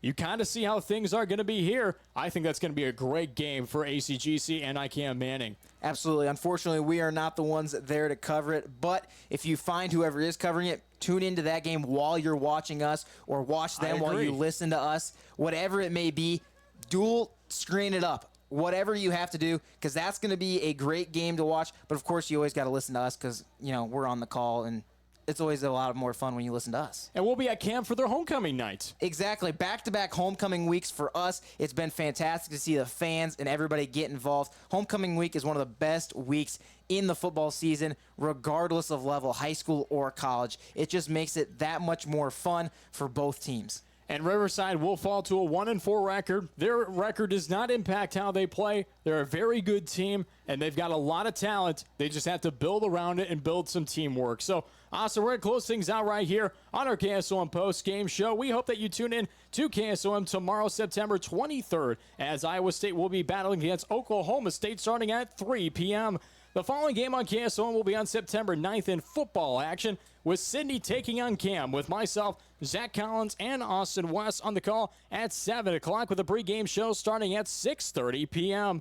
We'd like to give a quick shout-out to our sponsors who made tonight's broadcast possible, including UGI, Seed Pros, Hoist Distributing, Aiken Building Center, Conductix, Ryan Archibald Construction, Bruckner Carnes & Carnes, Cass Health, Riggs Ag Services, Anita Supply Center, Hummel Insurance, Rancho Grande, 2nd Street Auto, Stein Seed, Principal Financial Group, Ziegler, Iowa Western Community College, Community Insurance, S&B Feed Yard, Mertz Welding, and Brumley Supplies. This broadcast has been an exclusive presentation of Meredith Communications, and any reproduction, retransmission, or other use of this broadcast without the express written consent of Meredith Communications is prohibited. The general manager of Meredith Communications is Bill Saluk, and the sports director of KSOM is myself, Zach Collins. I'd like to thank our board op of Kevin Littleton for making us sound great on the radio here this evening. You do a great job, Kevin. We definitely appreciate you being back in the studios. Hopefully you can get some sleep, because I know he'll be right on Saturday morning as well. Once again, your final score here from Guthrie Center, ACGC winning over Riverside 27-15. For Austin West, I'm Zach Collins. Thank you for listening to another presentation of KSOM Football. Enjoy your weekend, as we'll see you right back here tomorrow for Iowa State, and next Friday for some Cam football action in homecoming. We'll see you right back here next week, saying so long from ACGC High School.